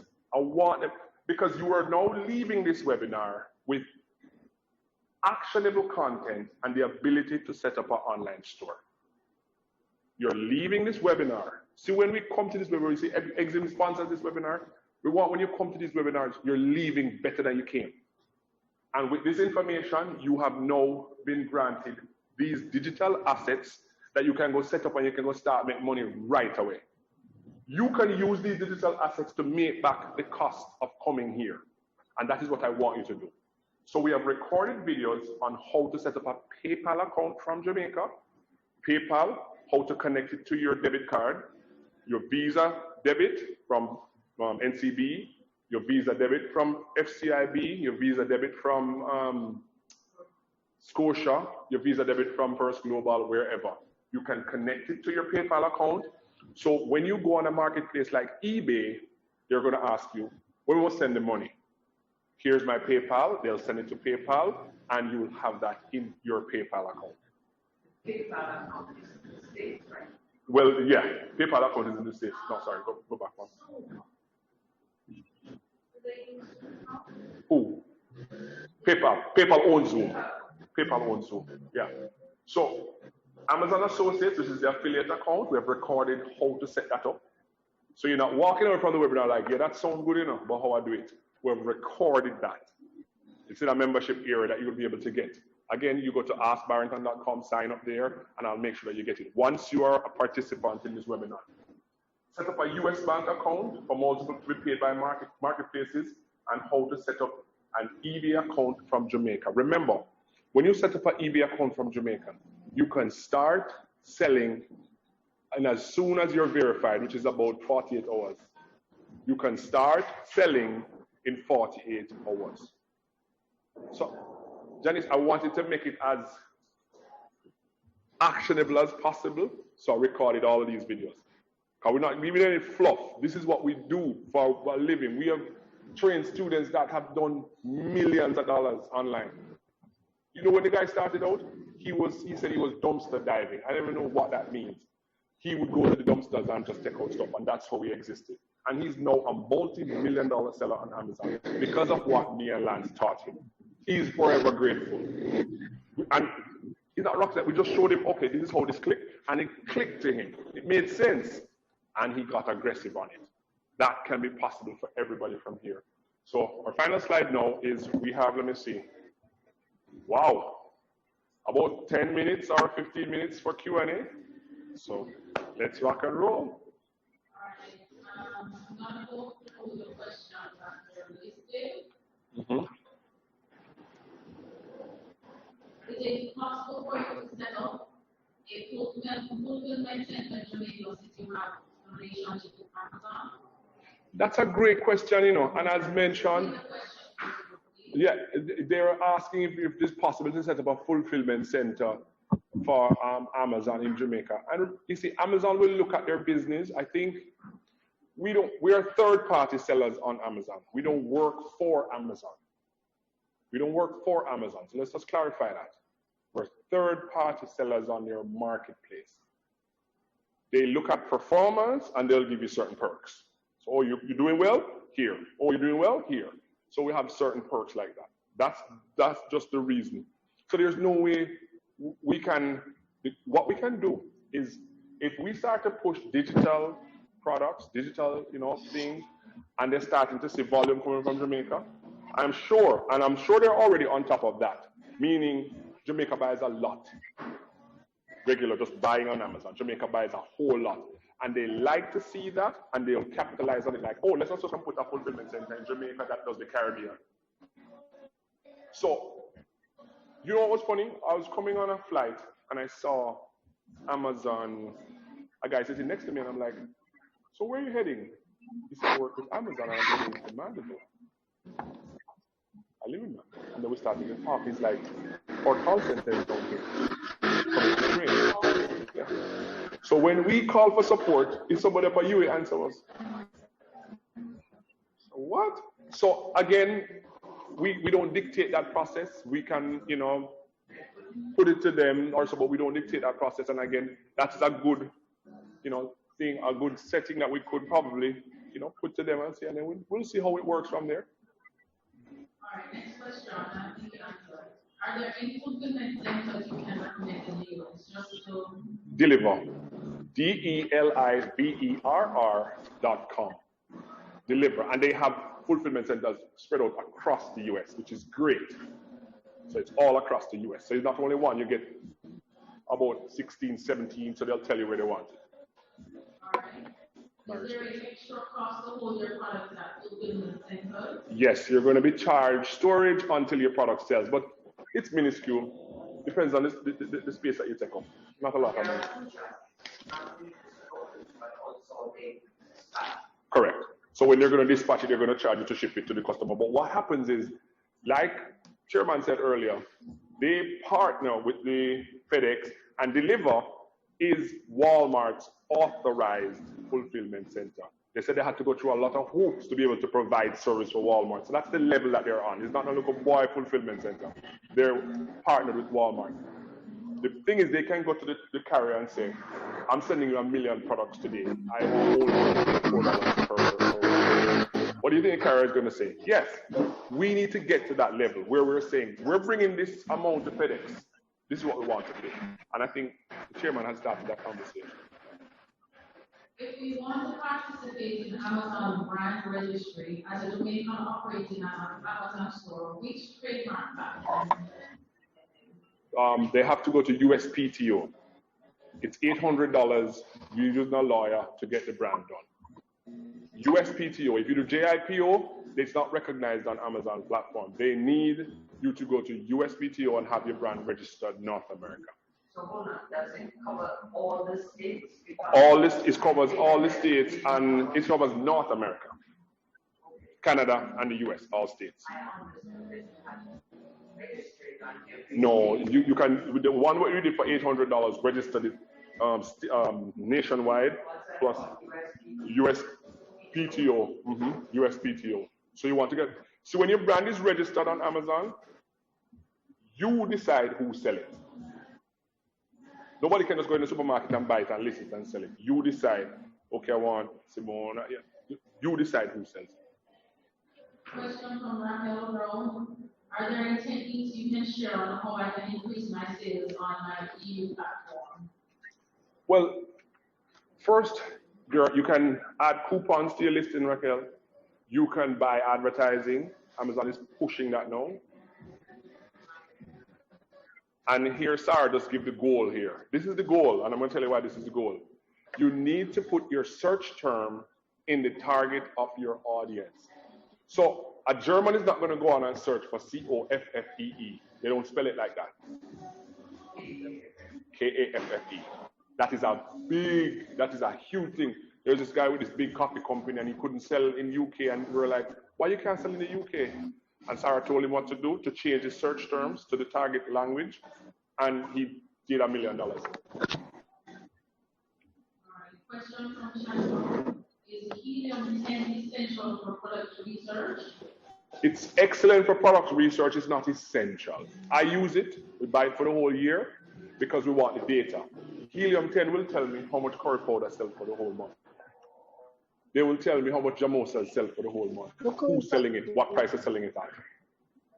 So it is not critical. It's great. It's a great tool to have. But once you're at that point, then you don't really have to go buy it just because you're here. You need to be at that point in your business. All right. Next question, and you can tell them about the 10. Is there a sign-up cost with you? Yes. We now have, what we want to do is companies that want to come on, they want to onboard. We're going to do the whole holistic thing. We're going to take your product, look at, the different stages where you are. Look at, I'll talk with Lance, get Lance in there on consulting on your product, packaging, whatever, just to make that product great. And we're offering a 50% discount through Exim Bank. So I don't know, Janice, how you're going to, present that to them. Anybody is interested, you can email Janice. But we want to not only talk about it, but do it. Get these companies that are ready, are at a position, and we can actually get you moving, get you listed on all of these platforms right away. No, this is something that you can be listed on all these platforms within 2 weeks, as long as you're export ready. If you're not export ready, we'll have to bring you there. So is it a cost for product? No, just for whatever items. Yeah, whatever items you have. It's usually 1997. It's $997. $97. Yes. Yes. Questions? Will the recording be available? Yes, we will send out the recording with the videos that Barrington mentioned in his presentation. Correct. All right. I meant to get the videos. Is he offering now as the bonus? Do we still have to pay this time to get those offers? No, that's because you're already here.